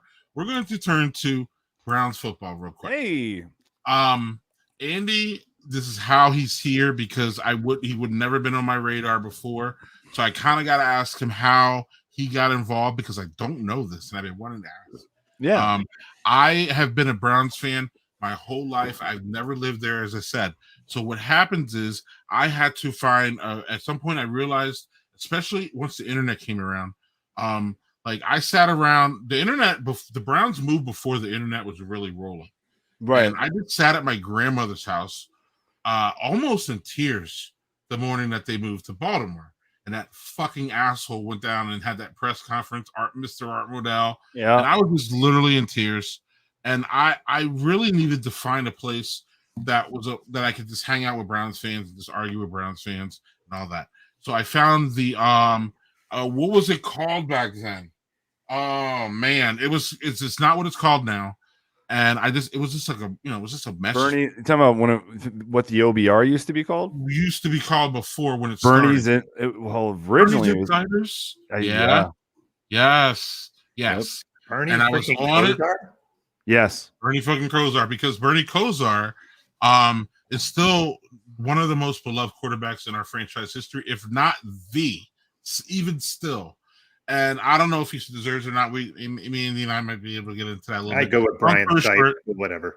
Long story short, Brian Sipe's fantastic, man. Don't even go there. We got Otto Graham too. So there's a lot. There's a couple really good Browns quarterbacks, history wise. Long story short, I was able to find this website, and I've been on it for a couple decades now. Long story short, dog, man, we've been through. Everybody knows we've been through the 1 in 33 years or 1 in 31 years. We went through, what was this, having a parade for a losing season. We had our fucking coach dive into fucking Lake Erie because he was so inept. I mean, we've had so much shit go on, Doug, that I've still been on this website. And recently, Andy has popped up on the screen, and they started doing live streams on Twitch, and they started doing podcasts. So Andy he just jumped on my screen, and I did a little bit of research on him. I found out that he was a horror person, and I was like, man, we just got to get him on. So Andy, how does this horror guy, and I know you're a Cleveland fan, how do you end up with the OBR and Not the Same Browns and all that? Well, I started Not the Same Old Browns podcast in the middle of March of this year. Took off a lot quicker than I thought it would. Had a larger listenership than I anticipated. But I shouldn't be surprised because Browns fans are nuts. And I've been the OBR then? No, I was not. Okay, cool. I'm sorry. I was not. I started the Not Same Browns all on my own. The Not Same Old Browns podcast. It started on my own. But you're a media person, though, right? Just a little bit. I work in digital media. Like I do a lot of live stream producing and hosting. Like I have over 3,000 hours streamed on Twitch, just on my own personal Twitch stream. Over 3,000 hours. So I'm pretty experienced there. What's your name on that, real quick? Andy Cleves. Andy Cleves. Okay. Yeah. Just like it's showing here. Yep. Yeah, no underscore. That's my Twitter, but yeah, no underscore. Yeah, that's your Twitter, and then no underscore is your Twitch. Yeah, I just want to make sure people know where they can find you. Okay. Yeah, absolutely. So I was very familiar with Twitch, and very, very, very familiar with Browns fans, obviously, and I was familiar with the vast of talent they have at the OBR and different people that they have between their insiders, their beat reporters, their analytics people, their draft analysts, their film breakdown analysts. They got a jack of all trades at the OBR, and they're all very talented. So I took those three components and I saw what they were doing on YouTube. I saw what their numbers were, their viewer numbers, I should say, and they were very strong. And I just know Twitch, and for the brand and community like the OBR, Twitch was just a better fit to stream on than YouTube. Just it's not even remotely close, sadly. And I first put the thought in Jake Burns' mind when he came on with me in like episode 3 of my podcast. And I said, I see how you guys are doing on YouTube. Have you guys thought about doing Twitch? And he's like, none of us really know how to do it. And you know, I think some people are against it or whatnot. So I said, oh, okay. But I started to explain it to him and show him my numbers from my Twitch and what I was able to accomplish with it. And he got it. He understood it.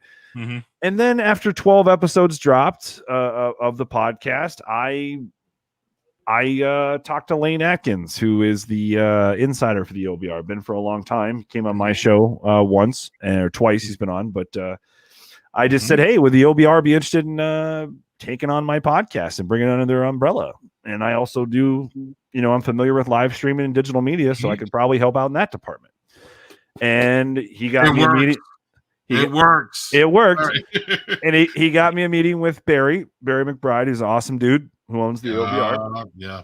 Got me a meeting, and they decided to take on the podcast, and I pretty much pitched to them about launching a Twitch. I'm not trying to take credit for it, but the Twitch of the OBR, it was definitely my idea. It was. Then you get credit, bro. Well, it's. I mean, it's not. It takes other things to implement. I couldn't go out and do a Browns Twitch on my own. You know what I'm saying? I was able to recognize the talent and the community the OBR had built for the last 30 years. So to me, it was a no-brainer. And it's, as you can see, you've been in the streams. It has absolutely taken off very, very fast. Yeah, and I even questioned it too. I'm like, why are y'all motherfuckers moving to Twitch? But it's funny because I questioned it, but I was the first motherfucker to be on Twitch. I was on your first stream on Twitch. I was on, I questioned it, but at the same time, I was like all in. Because again, you guys leveled up. Like, with all the respect, when you went to Twitch, you leveled up. Oh, for sure. Started bringing in different people, and just the way it worked. And as a live streamer myself, I can appreciate all that, if that makes sense. Yeah, really, what I did for them, another field that I'm trying to break into that's part of the digital media world, is community development, essentially. I mean, really what I did for them and what I've done for them outside of hosting the podcast and hosting shows and producing shows and shit like that, really in essence, what I did was I took their community and developed it on a digital media platform. That's what I did. And for those guys, you know, they had never heard of Twitch, and it's understandable. People think Twitch is just for people to go stream video games. Yes, 90% of the people on there, 80% of them are streaming video games, but it is far more than that. It is so much more than that. It's the #1 streaming in the world. And again, that's not YouTube. No, everybody assumes it's YouTube. No, and it's not. YouTube is not the first. It's Twitch. So if you want to stream live, this is why we have a Twitch now. Yep. And we only serve this. I don't do anything extra, but I need to work on that. But yeah, Twitch is, man. So cool. Yeah, I got your background because that's what I wanted to know. Now we get into it. So I want you, because no one listens to me, I would just like you to say maybe 1 or 2 points on why you believe, from knowing what you know and having the Rolodex that you do now. I don't know if you can call Fred Greetham or text him, but the fact that I know, the fact that you guys are on the same podcast, you probably do. My point is that you have access to insiders. Yes. I want you to tell my friends who doubt me that this year is going to be a good year for the Browns. And just give me a couple. I mean, for me, there's 600 reasons, but I want you to narrow down to maybe 1 or 2. It's pretty simple. Two things, very simple actually. It's the most talented roster they've had in since the mid-late 80s. I think even fans who aren't NFL fans who are not Browns fans, they recognize that. They do. They're not stupid. They see the talent everywhere and the depth everywhere. But they're just used to the Browns sucking, and they just think that we're going to somehow blow it. Well, my second reason is why pretty much squashes that. I don't think other NFL fans, and it's understandable, they're not watching, they're not following the Browns closely. Yeah, they're watching their teams. Yeah, absolutely. Right. But I don't think the entire world quite knows yet how good of a coach Kevin Stefanski is. Even though he won Coach of the Year last year. Oh, you ain't lying. I mean, see, Kyle knows. Stefanski, I mean, I hope it's done in Cleveland. I think Stefanski could end up being one of the better coaches in the league. The guy is so prepared. He has his team so disciplined. He's so smart. He knows how to deal with the players. He knows how to talk to the players. He just has his thumb on the pulse of all of that. And not to mention, like I said, did I mention he's super intelligent? He is. Yes, he is. Beyond. I mean, he's an Ivy League dude. I mean, it's means something. Should mean something. And Andrew Berry is the same. Yeah. Yeah. I know. He's 5 years younger than me, dude. I think people have a hard time, Andy. Andy, understanding this, like, to me, it's about numbers. We have sucked so bad. We picked so many bad people to run this franchise for so many years. Mm-hmm. At some point, you have to get lucky. At some point, and again, you can't be the Detroit Lions all your life, can you? No, you can't, man. That's one franchise that's still never got it. Maybe one time they can. I still don't think they're there. Yeah, but they have wasted a bunch of fucking. The Barry Sanders and RoboCop are the two ones that I'll go to about people who they've wasted and pretty much forced into retirement. Sure. Yeah. Browns finally got lucky, and this is after a move too. That we have two people like Andrew Berry. You know what made obviously you probably know I'm a father, but what really made me like Andrew Berry was when he showed up to the draft, the virtual draft, of course. He showed up to the virtual draft with his fucking kid. Yeah. Goddamn kid. Yeah. And like, I was done with the man after that. I was like, you know what, motherfucker? Like, on so many levels, you're just fucking amazing. I think you're right. Like, Coach Stefanski, I mean, again, that whole playoff game where he got COVID, Doug, and he was in his basement. Yeah. And the Browns went to Pittsburgh and embarrassed them. And the score was not indicative of the fucking ass kicking that they got. You know what was indicative, Andy? Oh, Big Ben crying. Oh yeah. That, I have to mention that is the best Browns moment ever. It felt pretty sweet. Ever.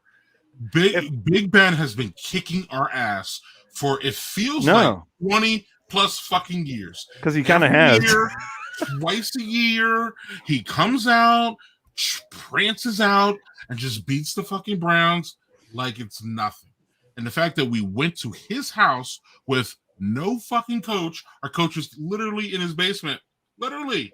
Yeah. I don't care what anybody says about, if Baker Mayfield can stay poised, the ceiling is high.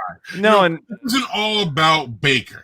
Like, it's not, and I think people question his talent, but I don't think people give him enough credit to. He has literally turned around the worst team in the last 20 years. Ever. And mind you, in his first 3 NFL seasons, he had 4 head coaches and 4 offensive coordinators. That cannot be set to the. It's incredible. The shit that he had to put up with the Hugh Jackson era first, then Freddie Kitchens, which was a fucking nightmare. I could argue, honestly, from people I talked to, Freddie Kitchens was even more inept than Hugh Jackson. That's believe it. Worst coaches ever. Believe Freddie it. Kitchens was worse than he was. Believe it. And he had to do all that, and he is now in his 3rd year through all that bullshit. He literally won a playoff game with the Cleveland Browns and went 11-5. Like what? With the coach in the fucking COVID at Pittsburgh. In his basement. Yes, at Pittsburgh, the big brother who's beating you up for 2 decades. Yes. Yeah, I think people are selling that part short. In my personal opinion, I'm not a quarterback evaluator, but I know what I hear, I know what I see. And with Baker being in this offense for now, this will be the first time in his career where he's been the same offense 2 years in a row. It's gonna be. I think you're gonna see Baker take a next step this year. I do. I truly do. Actually, I'll tell you right now. He's gonna break Brian Sipe's touchdown record. I'm just gonna book it right now. How many is that? I believe Sipe threw in 1980. What was it? 30 or 31? I think. I believe. I think Baker would need 32 roughly to break it. I think. What did Sipe? He won the MVP in 1980. So how's it going, Doug? Anyway, we'll get to Doug quick because Doug has something to say here. He absolutely does. We'll talk about it. But before I get there, Andy, do you have a hookup for this? And I want to see what Manny has to say about this too. Manny, pay attention. Do you have a hookup for Chub Crunch? Not that I'm aware of, but I could inquire. Man, you could. Chub Crunch. Knowing who you are, you should be able to get some Chub Crunch. Come on, you should. Hey man, I've only worked for the OBR since the end of June, man. I don't give a shit. It's a great gig. When did I join? Beginning of June. You need to start pulling some strings, motherfucker, and get you some Chub Crunch. Are you a cereal person? I do enjoy cereal, even though I haven't much the last 4 months or so because I've been on keto.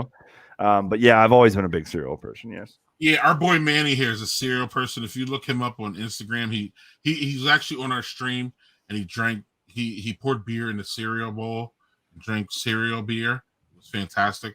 But I wanted to make sure that you saw these Chub Crunch. So, yeah. So Doug is unfortunately kind of on the opposite of.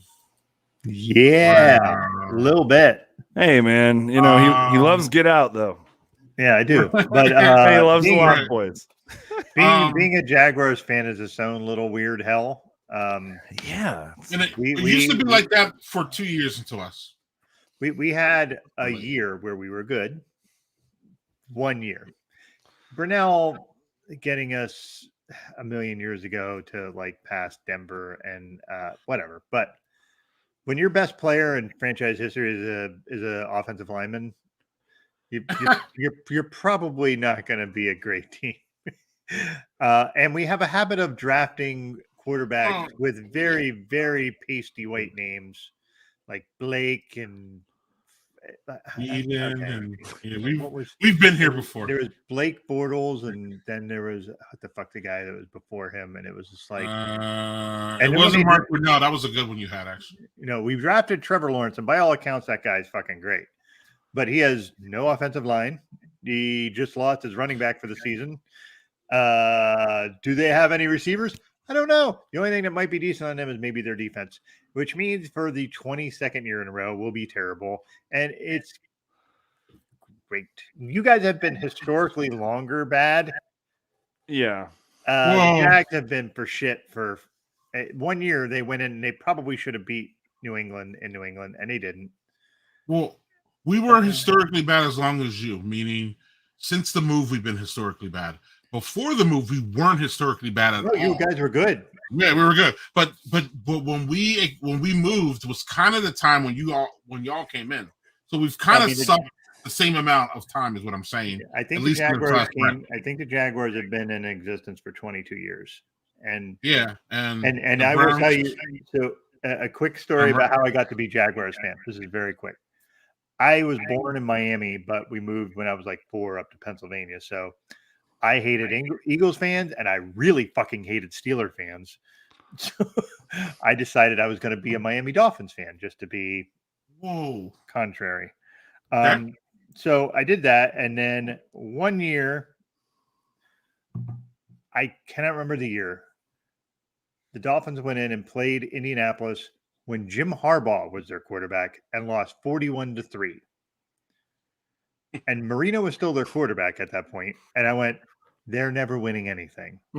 And the very next year, the Jaguars came in and said, I'm hitching my ride to that. Fuck you, Dolphins. And I've been in misery ever since for the football stuff. So, yeah. Yep, Right and on. the Browns came back in 1999, right? Or 2000, Andy. One of those years, right? 99. 99. Yeah.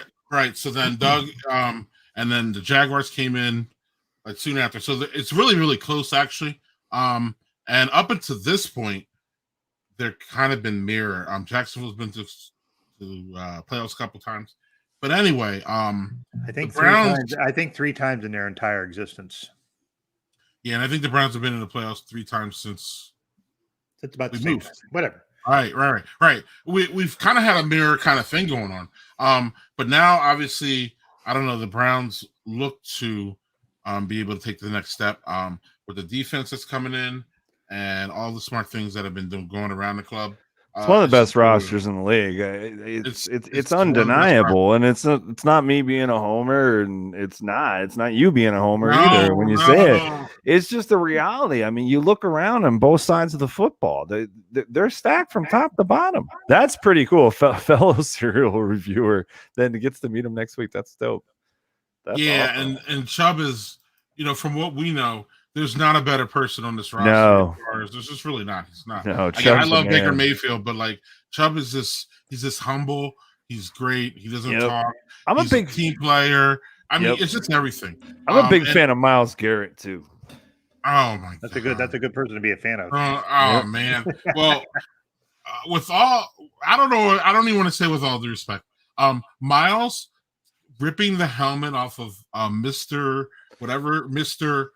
I'm going to say it, Mr. MAGA guy, and beating him over the head with it after he called him. In my opinion, I believe that he called. Oh, I said it right then and there. My first thing I said, dude, Greg, first thing I said when that happened, I said, oh, God, Rudolph had to have said something really bad. Because there's no way Myles Garrett responds that way. There's just no way. That's not it was so out of character and out of the norm for Myles Garrett. I literally said it when I go, oh shit, Rudolph said something bad. I knew it right away. And then sure as shit, a few days later, it leaks that, Myles says that he called him the N-word. Yeah. And I believe it. I totally believe it. Why would he lie about it? Well, I don't know, but that's my second favorite Browns moment since the move. Is him beating him over the head. And I don't care. I am not. Oh, that was appalling. Shut the hell up. This is football. Like, you watch because people get their heads taken off. You watch because Dak Prescott breaks his ankle and you're sitting there watching it. You watch when Joe Theismann did it 20 years ago. You watch all kinds of heinous stuff. That wasn't, again, Myles there was 3 people on him when he did that too. So it wasn't like he was bullying anybody. He was beating all your asses. And F all of you, especially you racist motherfuckers. And Rudolph sucks too. He's bad. I hope he makes the roster because he sucks. He's not a good football player. Care what anybody says. Anyway, Andy, I'm going to thank you for having this Browns conversation. We can go back to talking horror because that's what everybody wants to talk about. But like, I just wanted to have. What's your before we move on? What's your record prediction? I'm going, in my opinion, I'm going very conservative. Saying 12-5. I'll go 13-4. I'll go 13-4. I actually think on the schedule game show of Not the Same Old Browns podcast, a bunch of I think we did it the week the schedule came out. I think I had them at 14-3 because I'm a big homer. Yes. If they beat Kansas City, then we can start to talk about what you're talking about. If they don't, then we're probably in my range, is what I'm thinking. And I both ways, Andy. I'm not putting that much pressure on this first game, to be honest with you. If the Browns win, it just puts a big target on their back. If they lose, then they can really roll back, and still be 13-5. Yeah, because the other night, Mr. Greetham, the legend himself, he said, "I don't know if I want the Browns to beat the, if they beat them, the big target will be on their back then." And I don't necessarily agree with. I don't necessarily disagree with that, but at the same time, If they go into Arrowhead and pull that off, that's a fucking statement, man. I don't care what anyone says. You go on the road and beat Patrick Mahomes and that squad in their stadium on week 1, that's a statement to the rest of the NFL. We're coming. And I kind of like that. I kind of like that. Right. Yes. It'd be totally different than, what we, and last but not least, so we're going to get to beer. We're going to get to Doug's third beer. What people don't understand is if you guys want to call us homers, I'm telling you, we are the most cynical. Doug might argue, but we are the most cynical fan base in the NFL. We expect to lose. We expect to get fucked over. We expect bad shit to happen. When Stefanski got the COVID, it was like, oh yeah, this is what's happened. That's right. He's gonna get COVID the week we got to go to fucking Pittsburgh. I knew we were gonna win that game. We're dead. No, I didn't. I was like, we're dead. This sucks. This is the Browns. This is what happens. I never bet on sports. I don't bet a lot. I don't. Very rarely. Listen, man. I had such a good feeling about that wild card game against the Steelers. So much so that I bet, and I never bet, let alone this high. I put $200 on the Browns money line that game. I sure did. I won. You know what's funny? The nice gaming rig, fucking $2,000 PC that I'm talking to you on right now. Yes. I bought this half of it was from that bet. From Big Jen crying. Yes. I took every penny of those winnings towards this new PC rig I have. I bought. I'll give you credit, man, because I was like, we're dead. We're dead. It's true story. That's amazing. That's amazing. Yeah. I wish I had as much faith as you, but again, I'm cynical, man. I expect now this year I don't expect it, but last year, especially with the COVID, and it really annoyed me too with the whole Baltimore Ravens getting the COVID and spreading it, and then nothing happened. So I hope if it happens this year, y'all get forfeited because y'all fucking assholes. You fucking vax up. Lamar doesn't want to vax up. Cool, Lamar, don't. How about you don't vax up? It's cool. I'm cool with it because y'all gonna get some forfeits. Doug, they're gonna forfeit games. You NFL, you better fucking do it. That's all I got. Like, don't be hemming and hawing like you did last year. Oh, we're gonna move the Steelers and the Ravens. No, fuck that. Don't move that shit. We had to play with no wideouts against the Jets, and we lost, which Roberto Santiago loves to remind us that we lost to the fucking Jets. Well, fuck you about that because we didn't have any wideout because of COVID. And then we didn't have a damn coach because of COVID. So, no, let's start forfeiting games for assholes who don't want to who want to spread the COVID, like the Ratbirds. Fuck the Ratbirds. Fuck the Steelers. Andy's not saying all this. I'm saying it. Thank you. Go on. I just want to make it clear, Andy. You got other things, and if you want to say that, you're a liberty. But I don't want to put those words in your mouth. No. I'm not a fan of the Ravens. No, the Ravens and fuck the Steelers. You brought up the move. You brought up the move a couple times. I was actually at that game on December 17th, 1995. Was my dad's 39th birthday, actually. The last game before they moved to Baltimore. Yeah, I was at that game. Never seen so many grown men crying at one place in my life. It's a shame. Now we're going to be rewarded. Yeah. And we're also going to be rewarded by Doug doing his third beer. And then we'll have a couple finishing notes, and then we'll let you go, Andy. All right, sounds good, brothers. What's up, Doug? What do you got? A big boy. Ooh. Elvis Paradigm. Who? Elvis Paradigm. What? This is a chocolate peanut butter banana stout. Ooh, yum. Oh, my goodness. Yum. That sounds delicious. Okay, Andy, so when you get into beers, what do you do? I like IPAs and craft beers a lot. A lot, actually. If I just have normal beer, if I just feel like it's just a crappy old American light beer, I'll just grab some Coors Light. But usually, right. Usually I do IPAs. Yeah, absolutely. Right. Big fan. More bitter, more darker, the better. Right. Okay. You a coffee person, Andy? Every day of my life, 2 or 3 cups. So you're a coffee beer person then too? Yeah, I'll get down with some coffee stout and stuff like that. Absolutely. Yeah, so I just had that. Yeah, it went over the top a little bit more than I expected. So how is that, Doug? Very pungent, as in you could smell the booze on it. So Yeah. Yeah, it's like 800% though. That sounds delicious. the banana part scares me. Well, the banana is actually hardly in it. It's a little note. It's way more chocolate, a little bit of peanut butter. I was expecting more peanut butter than anything else because of just how strong a flavor peanut butter. It's more chocolatey and like boozy stout than it is anything else.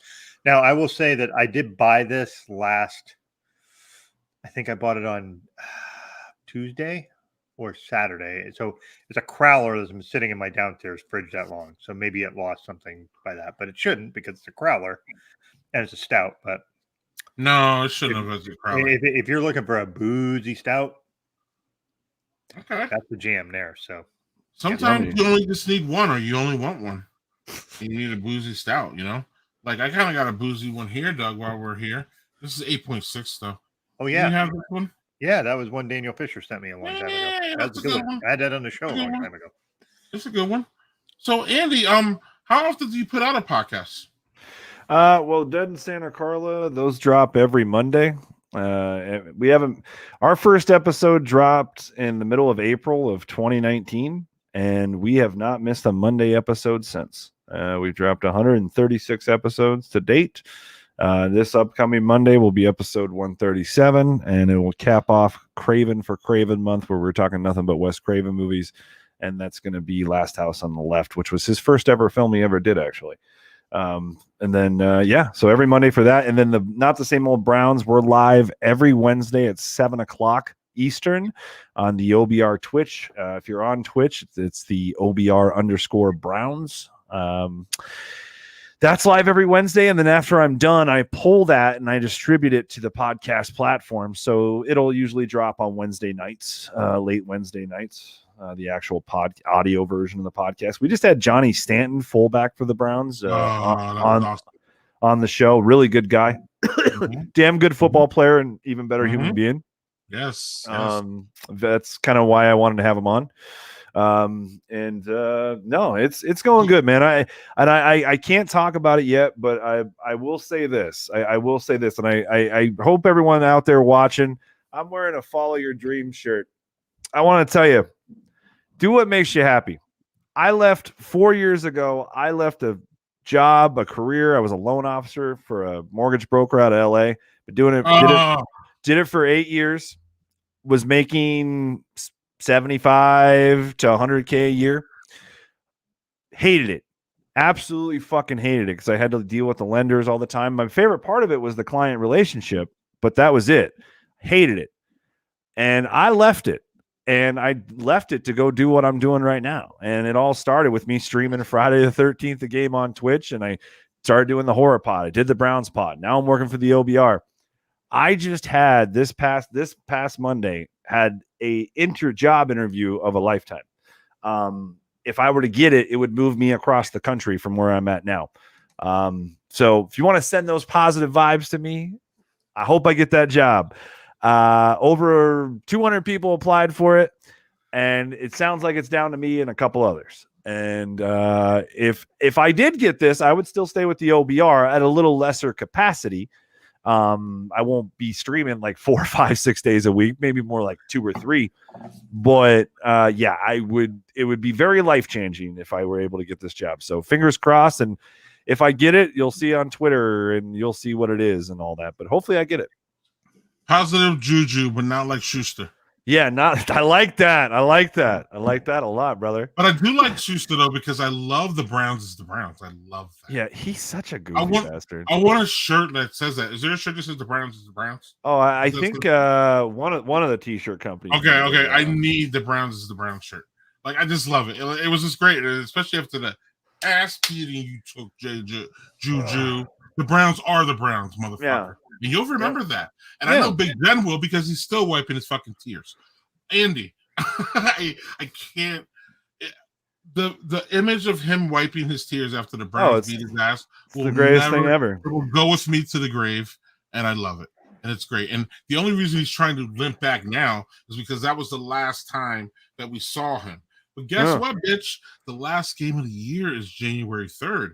And who do you play then? That would be the Cleveland Browns. So you're back for more. Thanks, Ben, for coming back, because we're going to fucking rip your ass on January 3rd, the day after my birthday. Andy, one last question for you. Mm-hmm. Yes, sir. And as Doug actually, maybe Doug has another one, so I don't want to. Yeah, no worries. It might be two. Give me. I got a little history about how the Not the Same Brown started. Mm-hmm. And your co-host is who? Stephen Thomas for not Yes. the Same Old Browns. Yes. Yeah. Yes. He's the draft analyst for the OBR. Yeah, he has a history himself, and he has a resume himself, and he's pretty. I didn't. Again, you both came on my radar really fast, but once I learned who you were, I was like, bam. Sure. Yeah, he's been a comedian for 30 years. Literally. Steven's a full blown working stand-up comedian. Yes. Since COVID hit, it's kind of taken a back seat, obviously. But yeah, Steven's a full blown stand-up comedian, man. And actor, yeah. Unfortunately, yes. Inside joke. We have too much no time to explain that one. But so can you give us a little history on how did you meet your podcast hosts for the horror show, and how far do you guys go back and all that? Where's that? So it's the funniest thing. Brian, which is this gentleman right here. I'm up here. Brian's right here. That's Brian. Brian and I are. He's one of my best friends, and he'd say the same thing. We've actually never met in person. Can you fucking believe that? We go figure. Digital media age, man. We met playing Friday the 13th, the game, about 4 years ago now, and we've been friends ever since. Wait, so it's an online game? Yes, it PS4, PC, Xbox. You can find it on all those. Wow. Yeah, we met playing that game, and about a year after we knew each other, which would have been 2 years ago this summer, actually, he asked me if I would want to do a horror movie podcast, and I was like, hell yeah, man! It's like one of my favorite things to talk about. It's a perfect outlet for me, right. That's pretty much how I look at this podcast. It never feels like work. This feels like work. This does not feel like work. This is my escape. This is my outlet. This is where I get to go talk about something I'm super passionate about, something I'm not trying to be an egotistical idiot, but it's something I'm pretty knowledgeable about too, and be able to outlet and get that out and express it with the world. And really at the end of the day, every episode is just two best friends talking about a horror movie. Bullshitting. Every episode is a different horror movie, and we cover a movie every Monday. And yeah, man, he asked me to do it. The rest is history. We haven't missed an episode since we started. Every Monday. It's fun as hell too, when you guys go back and forth and get off on tangents too. Because I listened to the one I listened to was From Dusk Till Dawn. Yeah. And that's that's one of my favorite movies of all. Great movie. Yeah. I love that shit. It was a good episode too, actually. It was a good talk. But I didn't really even consider it a horror movie till it came up on your screen, and I was like, oh yeah, this bitch is a horror movie. right. But it also gets back to, is it a thriller or horror movie? It gets all back to that. But at the same time, though, that's kind of, again, like you put it in my sphere that a lot of people like go back and forth on that. And I thought I was kind of the only one, but it seems like it's kind of a widespread thing. Yeah. But so then this obviously worked during COVID too, because we're all hunkered in, and then y'all can just like really go absolutely. That's awesome, Doug. You obviously have something, because Andy and I do. I'm going to ask one sort of pseudo horror question. I will be right back. So my question is, what is the best movie adaptation of a Stephen King book? Because there's a lot. Just horror? I give me any, because I have some ideas about what I think it is, and then, how about one horror and one non-horror? Yeah, yeah, okay. I'll throw out a few. I think best overall film, any film, horror, anything. I think it's definitely Shawshank Redemption. I would definitely. I would honestly. I don't even. Well, I hate to say it's not close, but it's kind of not close for me. It is. Yeah. Now other ones, like if we're talking this specifically horror, because I'd put up Green Mile up there too as well. But as far as horror, probably my favorite adaptation would probably be Misery. I would probably put Misery up there. It would be high up there, very high up there actually. Another one of his, the original, even though it was a TV miniseries and it came out in 1979, we actually just revisited in September, and I forgot how good this movie is. And Tobe Hooper directed it, who directed Texas Chainsaw Massacre and the original Poltergeist. Salem's Lot. That is a really, really, it's like 3 hours long. It was a TV miniseries event in 1979, but holy shit, it still holds the fuck up, man. I couldn't get one of the best things about doing this podcast, man, is revisiting some of these movies that's been like decades since I've seen, 20, 25 years, and then to watch them with an adult lens and just a more knowledgeable lens. It's like, man, and you see which ones kind of hold up and which don't. Could not believe how well Salem's Lot held up for a TV miniseries movie from 1979. But at the end of the day, it's written material by Stephen King and it was directed by Tobe Hooper, both talented individuals, as we both know. Yeah. So, it's no surprise. But I would say Misery for me. Some fans are mixed on The Mist. I am a huge fan of The Mist. Yeah, that's a very hit or miss one. Yes. I like. Let's see what else is there. Stevie, Manny just mentioned It. Where do you stand on that? I like the miniseries, the TV miniseries, a lot. I liked it as a kid, and I really, really enjoyed It Chapter 1.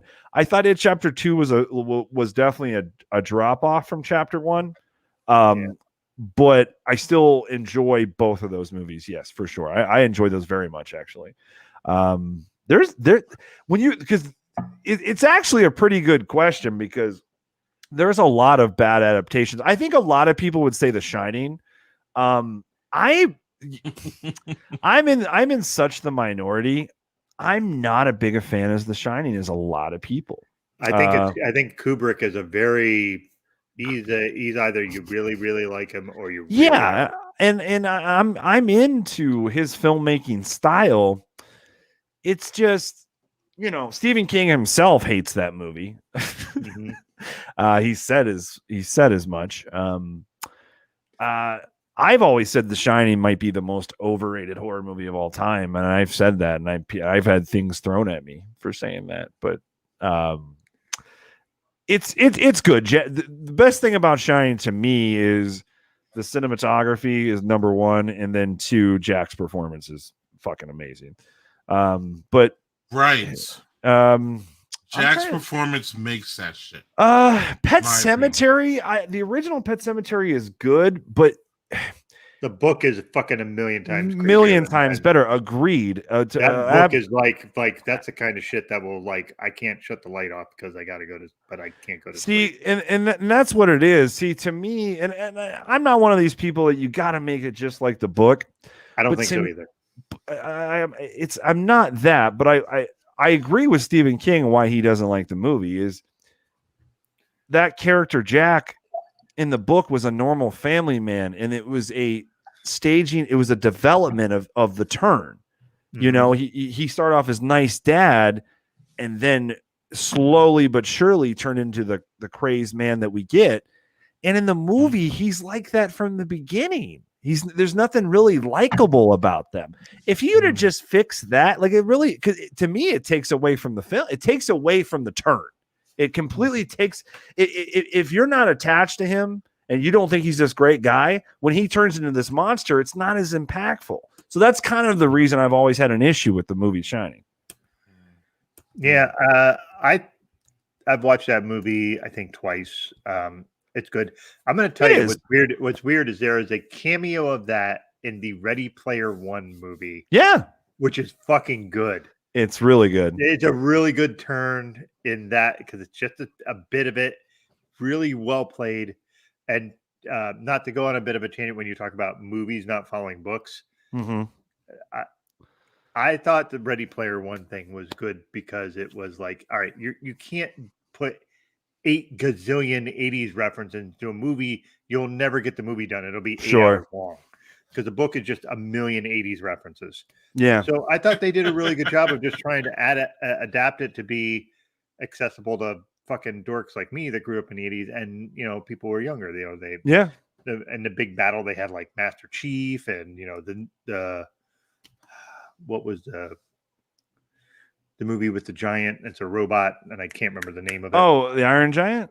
The I Iron know. Giant, like Yeah. that's in it, like stuff Yeah. that wasn't in the book, but like Sure. they adapted it to be something that's approachable to a lot of people. Right. Absolutely. So like for you, like saying like, well, I don't think it has to be adapted. Now there's things where that goes really wrong. Speaking to Stephen King, the Dark Tower movie was a giant miss for the Oh book. yeah, sadly. So you But never. It was. But anyway, it's just like Stephen King is like his stuff is like either it fucking just. I think his non-horror actually adapts really well to screen. Yeah. Where the horror is just like really fucking hit or miss. Yeah, Misery is one that, man, Misery I really hit, so. did that. I mean, Kathy Bates won an Oscar for that performance, and rightfully deservedly so. so. And yeah, absolutely. And another actually kind of underrated adaptation of his was actually a John Carpenter film, Christine. I actually very much enjoy that movie. We actually revisited that last year, and it'd been a long time since I had seen it.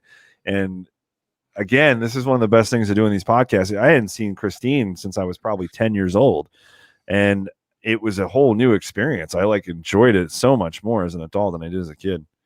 Because you film it, and you film it in your mind. Exactly. Right. Yep. That's very true. The only Stephen King book I've ever read, Doug, is Misery, and I can say that they're both good in their own way. But I enjoyed the book more. Again, it gets more graphic and all that, but they're both really good in their own way. I've got a couple recent adaptations that are good, and both are directed by Mike Flanagan. Dr. Sleep was fucking excellent, and I haven't watched that, and I need to. Oh, it's excellent. Honestly, I'm in the minority. Better than The Shining. And the director's cut's on HBO. If you have HBO, it's even better. The director's cut is better than the theatrical cut, no doubt. Isn't Dr. Sleep like a sort of sequel to The Shining? Yes, it's a sequel to The Shining. The young child, Jack's child from the first movie, is the main player in Dr. Sleep. Yes, and Ewan McGregor plays him in Dr. Sleep. It's excellent. Another Mike Flanagan, Stephen King adaptation he did was actually a Netflix original movie, Gerald's Game. Actually, that was great. Yeah, really, really good movie. Love the book. The book's intense, and I thought the movie did it justice as well. Yeah, the movie is really good. Carla Gugino is the lady in it, and yep, she's excellent. The guy is, I cannot remember his name, but I've struggled with his name a lot too. He's been in a lot of movies, and he almost always plays like military dudes. Yeah, like in some way, like he's one of those. I think he was the president in National Treasure 2, I think. Yeah. Yes. Yeah. Correct. Yeah. Yes. And the funny thing is that book, Gerald. So there's. You're a movie head. Oh my God, Andy. Yeah. Go on, Doug. Gerald's Game is actually tied into the Dark Tower universe too. So yes. That's part. Like there's a line in the movie where it talks about all things serve the beam, and that's actually a big Dark Tower theme. So like I love that they put that in the movie. That just made me super happy. So like this is actually a Dark Tower tattoo. So oh, that's dope. That's awesome. Yeah. So so like that's called the found door, and my wife has the unfound door on her. That's awesome. So that's awesome. We're dorks. Oh gosh, you got to watch Dr. Sleep, man.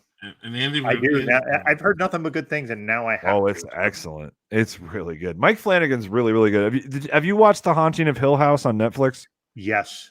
Do you like that? Yes, Greg. If you haven't seen that, that is a Netflix show that is totally worth watching. That is also yes, and Mike Flanagan is also the creator of that. He's the showrunner.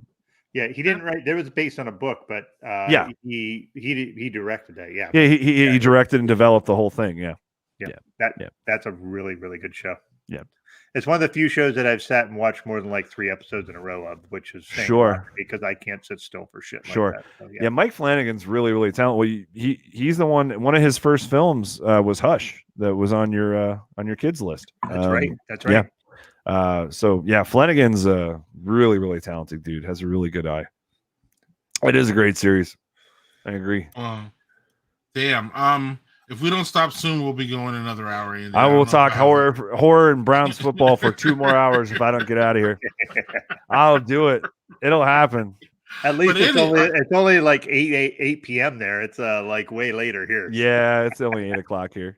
Right. But Andy, I would actually, again, I don't want to put you on the spot on a live stream, but I guess Yeah. I'm going to put him on the spot on a live stream here. Sure. You do it all the time, Andy, so who cares? Anyway. Yeah, that's fine. No, it would be nice if you could bring back your podcast partner and you both get on with us maybe in the new year.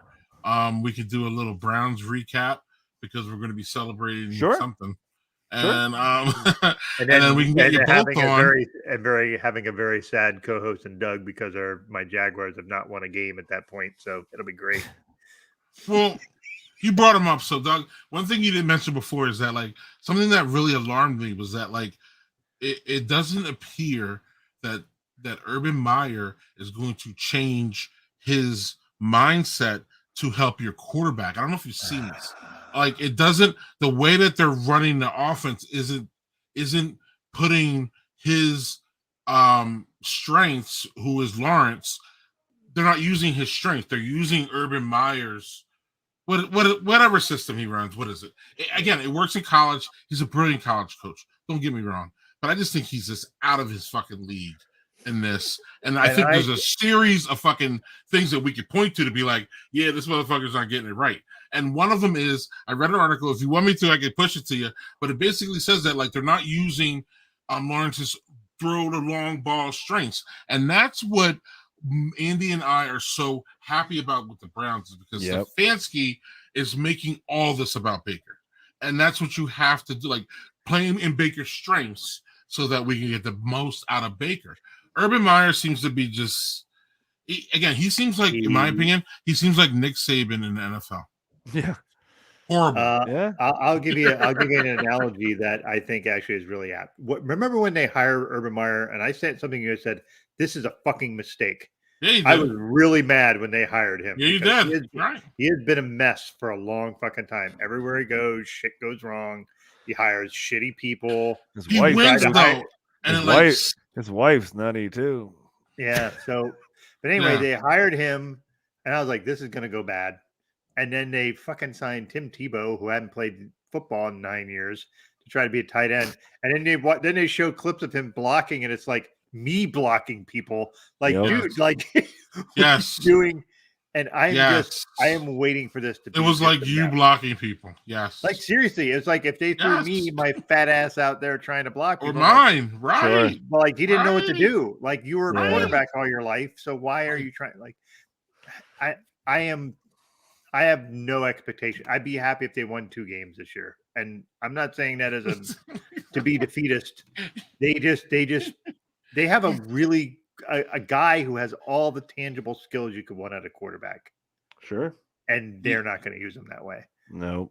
You sound like when the Browns hired Patine. That's exactly what I thought, Andy. But and the thing that I wanted to make the analysis was I was going to compare him to Rick Pitino coming to the Boston Celtics. That's a good comparison. Because Pitino said, "I'm going to run my system. I ran in Kentucky, and that shit. That you can't do that. They're 2 different animals. You can't run a college system. Now you can run a college system for 1 year. Yeah, or remember the Wildcat for sure. the Dolphins? That worked for a season, and then everybody's like, "I'm going to study shit out of this, and you're never going to do that to me again." If your personnel if your personnel permits it. And that was what Andy and I believe. Andy, you can say if you believe me or not, but this is what I loved about Stefanski is that he works with what he's got. Like, he understands who he's got, and that's what the system's based around. The system isn't based around some system that he has in his head that he wants everybody to conform to. Stefanski wants to conform to his talent. Oh, and yeah. you see it, and that's and put his talent in the best situations possible to succeed and win. So it's absolutely. Not all about him. It's about the team. Whereas down there, it's about Urban. Yeah, you're not lying. Urban loves him some Urban Meyer. Yes, he does. Yes, he does. And he's really excellent at deflecting blame for shit to other people. And I'm a diehard Ohio State fan, so thank you. Full disclaimer: I was a diehard Florida Gator fan when he was down there with Tebow and Emmitt Smith and Aaron Hernandez and all those other names. Harvin, Percy Harvin, I believe was there. There's just so many names that were there. And I was a fan, and I liked Urban Meyer then, and I liked Tebow. But this whole thing that was just completely off the rails, and it continues to be off the rails. So speaking of off the rails, we're going to get off the stream, or we're going to at least let Andy go. We took 2 hours of his time. Appreciate you guys. You've been a fantastic guest. You're a fantastic host. I do want to, before you go, I want to make sure everybody knows where to get you. So we have, if you want to just find out Andy shit, his shit, go to Andy_Lytle over at Linktree. Yep. All of you who are still listening and watching, you can DM me. I'll make sure you get Andy's shit. Yep. If you want to find out about his podcast, go to that Linktree right there. And there's like 18,000 different places you can find his podcast. But that's the place where you can go. But Apple, Stitcher, all of them. Spotify. I listen on Spotify. Yep. Doug, I don't know where you listen to, but you listen to somewhere. I'm in Apple right now, but I'm looking to get the fuck out of Apple. Yeah, all that. So then if you're a Browns fan and you want to find Andy on the stream, I have 24/7 Sports. That's the official link. I'm pretty sure you can do OBR.com. I know that you can Google Not the Same Browns podcast. Andy, if I missed anything, tell me where I missed. No, that's where you find us all. The if you're on Twitch, the OBR_Browns is the official OBR Twitch channel. Not Same Browns is live at 7 p.m. Eastern every Wednesday, and new episodes for Dead in Santa Carla every Monday. That's it. Every Monday. And we hope to have you and your podcast partner back. Yeah, this guy I'll right just here. I'll just you have to wear that coat, I'll evaporate. Yeah. Doug will pretty much Doug will be the host, and y'all can talk about horror. But I think it'd be great to have him have his perspective, because if you listen to the podcast, it's him and Andy, and they go back and forth. And again, I like the tangents that you guys get on, because you guys got on a couple during the the From Dusk Till Dawn, the one that I heard. Yeah, I'm going back. There's a couple other ones I need to go back to. Yeah, and then we take pretty deep dives. Really, Brian's kind of the storyteller, and I'm the interjector. And Brian takes us from start to finish of the movie, and I interject with points, facts, opinions, thoughts, and all that stuff. And that's kind of what we end up with. And we really take deep dives into a particular horror movie every Monday. It's a lot of fun. And it's fun in an aspect too. And I don't know if Doug, if you can relate to this before we let Andy go, but it was fun for me because y'all pointed out things that I didn't see in the movie, and it actually compelled me to go back and figure out, because I'm like, where can I find this? I need to see this movie again, because I actually want to see some of these things that Andy pointed out. Were you gonna say, Doug? I was going to say, and I went from the episode that I wanted, because I hadn't listened to it before, and I listened to your Lost Boys episode, because obviously it's one of my favorite movies. Yeah, that was episode 100. We saved it for that. And I was like, so the thing is, you pointing out stuff that were like little tiny things in a movie that I saw, and I was like, oh yeah, that was like, yes, somebody else sees that shit that I see. Yes, it was like the opposite of what Greg's doing. Is like, because I've seen that movie 100 times. Yep. There's little tiny elements to it that I see and I love, and other people. It's not that I'm not like into the fandom quite as much as Andy. I'm not on that level, but it's more like, oh, I see this thing, and I see, and this really kind of makes me laugh. And this, what about the still thing? And like when you talked about like where Corey Haim picks up looks at the little fucking woodchuck, like, your history, buddy. And I was like, it's so dumb. It's a dumb line, but he just delivers it so well. Yes. It's like, I love the way that you guys address that sort of stuff. Yeah, no, it's the best compliments we've had, and it's exactly what we're shooting for. Is we want it to be like you're hanging with your friends talking about a horror movie. I mean, that's what the environment that we've tried to create, and I think we've been successful in creating that environment. Yeah, it's the same thing for us. We want it to be more like, hey, we're all hanging out, we're bullshitting. We have drinks. If you don't have drinks, we don't care. We just want it to be more like, hey, we're hanging out and just shooting the shit. Absolutely. It's awesome. Well, I appreciate you guys having me on. This was a lot of fun. Any last comments or notes or anything that we missed, Sandy? No, I think we covered it all, man. This was a lot of fun, and I'll come back anytime, you guys. Maybe next time I'll bring this sexy bitch with me. Yeah, and next time we need to talk about favorite villains and monsters. That's gonna have to come. All right, I'm down. I'm here for it. And again, positive juju for your career, buddy. Thanks, man. Yeah, if hopefully we'll Yes, see. fingers crossed, my friend. Thank you. Again, hang out if you want, buddy. If not, thank you, and we'll talk to you. I'm thinking February. Give me that vibe. Sure. So Sounds good. We may even book soon. So. All right. Let me know. Andy. Cheers, Later, Andy. guys. Have a good time. Cheers. You as well. Another awesome guest. And that's something that I love horror movies. So I was like so thrilled when you booked that, and I was like, I hadn't even thought of doing that. Like that's all in my wheelhouse. What you thought of? Booking a horror guest? Yeah, like somebody that knows about horror movies and all that. Like I hadn't thought of that, and I wish I had. I was kind of jealous that you did that. Yeah, to be honest, that was great. Yeah, and again, I didn't get him here for that. I got him here for the Browns, so that was like a side thing. Yeah, but it was like a bonus. It was great, right? But now we'll make sure we get them back, and then we can just have the whole show. We could have both of them on and just blast that out. That'd be great. Yeah, have you guys even drank? Yeah, Dude, I'm on my third beer. My third beer is a fucking crowler. But not right. Manny gives us this out here. Not an out. Manny gives us the opportunity to explain ourselves, which is we've decided, Manny, that when we have a really engaging guest and things are flowing, we're just gonna let it run, and we're gonna get the beers in when we can, but we don't want to take away from the guests, and y'all were just all over this horror stuff more than I even thought you were going to be. So we just kept it going. But yeah, and Manny, we don't want to be based in beer. I mean, we do, but at the same time, we kind of want to be more variety. So we kind of want to just, again, like have whatever you're drinking, and that's great. So yeah, we talked a little beer, but not much. And but don't worry, we have beer centric guests coming up. For sure. No worries. Including a particular person that just mentioned that. No worries. Exactly. Yeah, cool guys. Yeah, good luck to Andy. This is true. Yeah, Andy is another great show. Andy was great. I was just happy that he accepted. So right now we have something else to talk about.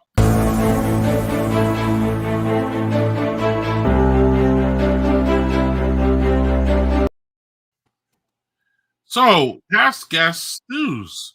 The past guest news today is our friend Kinky Suds. She was featured in our past guest news, I think 2 weeks ago. Yeah, a week or two ago. Yeah.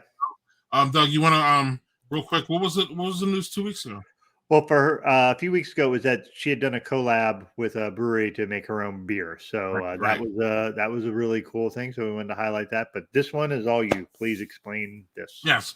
So yesterday, Miss Kinky Suds, otherwise known as, to us, we know her as Denise Bonner, I believe her name is. Maybe I got that wrong. Kinky Suds, though, you know her from Instagram. She's a beer influencer. She's a scientist. She's a doctor. She's a cosplayer. She's amazing. She's incredible. She's incredible. A woman with many talents, and she's a woman with many interests. And it's just fantastic. Working on a project with her now, hopefully to bring more of her to our streams. Still working on that. But last night she did a COVID vaccine hesitancy conversation with the good doctor here. I can send this out on my Instagram, but if you go to her Instagram, you can see it, and then you have to click over to go to his, because that's who hosted it. She hosted a vaccine hesitancy like live stream on Instagram, and it was the most concise, smart, pointed explanations about COVID, the vaccine, why you should get it, all that. She even talked to the anti-vaxxers, and she spoke to them in such a kind, pointed, wonderful way that I could never do. And I'm pretty sure, Doug, you could never do it either. Nope. Because we go too straight to motherfucker, get the vax and shut the fuck up. That's kind of where we're at. Yeah. Miss Kinky Suds does it in such a fantastic, scientific, welcoming way, because she believes that a lot of the rhetoric, you would hear this if you listen to this, a lot of the rhetoric is not helping people come, people who don't want to get the vaccine. It's not helping them by calling them names or by accusing them of different things, by saying that, they're really going to get more hardened in their views, like probably you would when you're attacked. So she laid it out in such just a wonderful manner that, again, she did it better than the people that get paid on CNN doing it. She talked about how, she literally went into the science stuff of, what the vaccine actually is, and how it's proteins and how it's not the virus. You're not getting injected with the virus. She talked about the microchip, and she talked about all these different crazy misinformation things. And she just spoke very eloquently. It was just fantastic. If you get over to this, I'll send out the link. It's something that you should send your anti-vaxxer friends if they're willing to do it. It's also something that you can consume yourself, and maybe you'll learn how to talk to that anti-vax relative, friend, to convince them that this is, what we all need to do. She really laid it out in a wonderful, beautiful way. I cannot say enough, Doug, about how just an hour of just sitting there watching it, you can probably put it in your earphones. I'm just telling y'all, like, I never, a year into this pandemic, I haven't heard anybody talk about it the way she did on that live stream yesterday. It was just amazing. And I think she's an amazing person for different reasons. And this just blew it out of the water. So what I will do is I will send the link. I'll put it on my on all my social media tomorrow at the latest. Because the link is, again, you can't, if you go to Kinky, first of all, you should go to Kinky Studs on Instagram and follow her, period. Okay. But after that, you'll have to you'll have to go to the post that she, promoted, and you'll have to click over to the doctor, because the doctor initiated the live stream. So it lives on his page. It doesn't live on her page, if that makes sense. So if you go to her page, you won't see it. But if you go to his page, the doctor up top there, you'll see it. She starts about, I even have it here. She starts about, the doctor talks for about 15 minutes. And then she starts about 15 minutes in. So you can even, if you don't want to hear the doctor talk, you can even get to 15 minutes in, and then they start the presentation back and forth. But she knows what she's talking about. She's a scientist herself. She works in this area.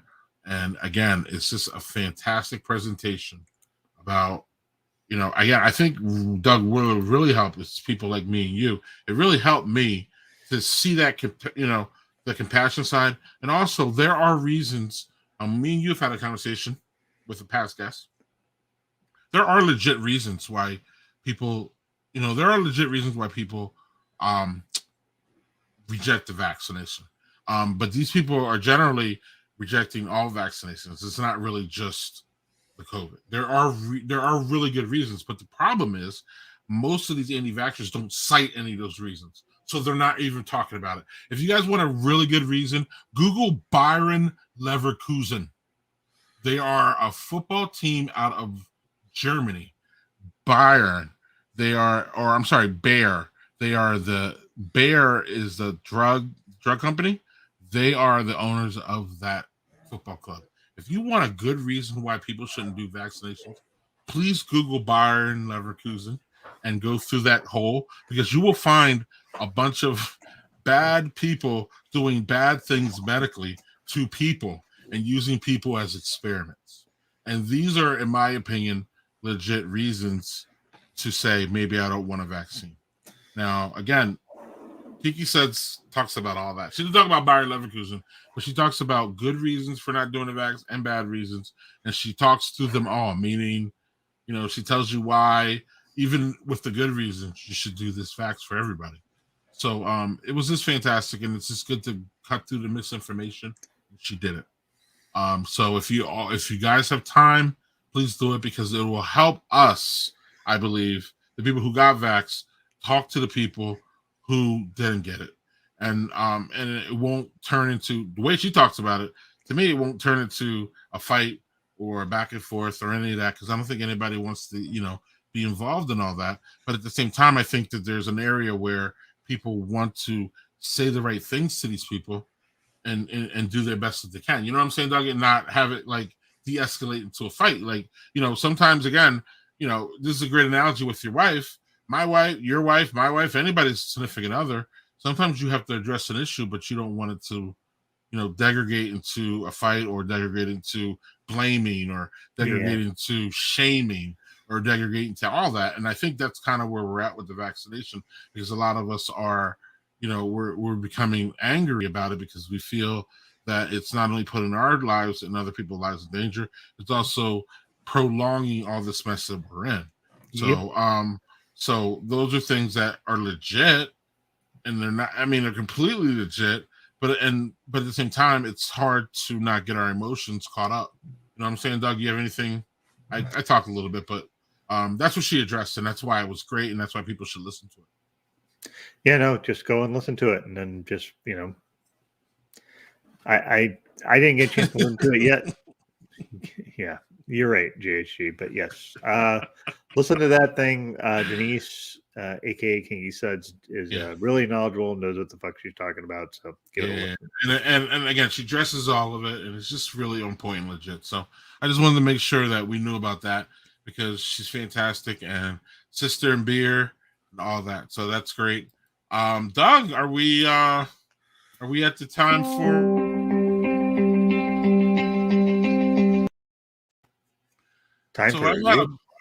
Time for review, buddy. I had these two. I didn't even mention this one. I had this one before, that peach ginger from Venture. I love it. I'm pretty sure you're gonna get that one. Bonilla. Started with a big IPA and ended with the alewife that Daniel Fisher sent us. I'm still sipping on that, but that's a nice big one.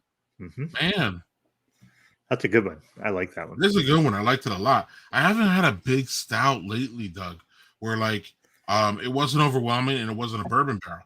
You know what I mean? It was just a big So what's your time for review? What did you got there? All right. So if I look at it from the perspective of what I liked, Watership Down, ginger, carrot, pale ale was decent, good banger for when it's hot out. Not a remarkable beer, but good. The Elvis Paradigm, which is a banana peanut butter chocolate stout, was good, super boozy. I was expecting more sweet, like a dessert stout. There is elements. Yes, Manny, we know you like them big. Anyway, my winner was the Mac IPA, which is surprising because it doesn't drink like an IPA. It's not super hoppy, but it is 10% ABV. It's very high ABV for an IPA, which is like not normal. But it wasn't super hoppy though? No, it drinks more like a regular pale ale, like as opposed to an IPA. That's Mac's shit too, by the way, right? Like they're bigger beers, but they don't taste like it. Yep. Like, remember last week I had that lemongrass and honey. Yeah, that you're rolling your fucking eyes with, like it was like that shit was unbelievable, and it's 14.5%, 14.9% ABV. So yeah, it didn't drink it like that. So yeah, the Mac IPA was the winner. So yeah, all pretty good beers tonight. I really don't have any complaints. Mac Brewing really gives off the Giant Jones vibe. I think that's like the bigger beers, right? The bigger beers, but they're fucking approachable as hell. Yep. And again, Doug, I don't think I've seen you enjoy a beer as much as that one last week. I really that was I was expecting it to be good. I didn't expect it to be that good because it's one of those things where you drink it and you're like, this is like almost 15% alcohol, and it drinks like 5. You were like rolling your eyes and like that was fucking crazy. Yeah. Sorry. All right, Doug. No, what are you sorry about? That shit was fantastic. So, Doug, next week we have somebody that we know pretty well. You could say that. Yeah. And then the week after, Doug, we will not be here. You'll be at Fresh Fest and I'll be prepping for Iceland. I may be at Fresh Fest. I'm still hedging. I'm gonna hedge everything, Doug. Everything is a hedge until we're not ready. But after this, though, sorry, this isn't gonna be popular. I don't see myself making Home.con. I don't see myself making the beer bloggers. It just fucking sucks. I just don't see it though. I want it. I just don't see it. Yep. I understand. What I want and what I do want, what I want is a world without no virus, and then I'll be at all these things. This isn't really something that, but at the same time, I don't know. Did I send you that? The Delta virus is twice or 3 times as likely to send your ass to the hospital. Again, I got vaccinated, but I'm not trying to send anybody else to the fucking hospital. Agreed. This is not happening. So, on that note, we will see you next week. We'll talk about this with JHG. He's probably not going to be happy with me, or I don't know, but whatever. All right. Thanks for being I on. hope it. What did you Thanks say? for I'm sorry. watching, folks. Yes, and again, thanks to A&D, and we'll say thank you to them now. Doug, I'll see you next week.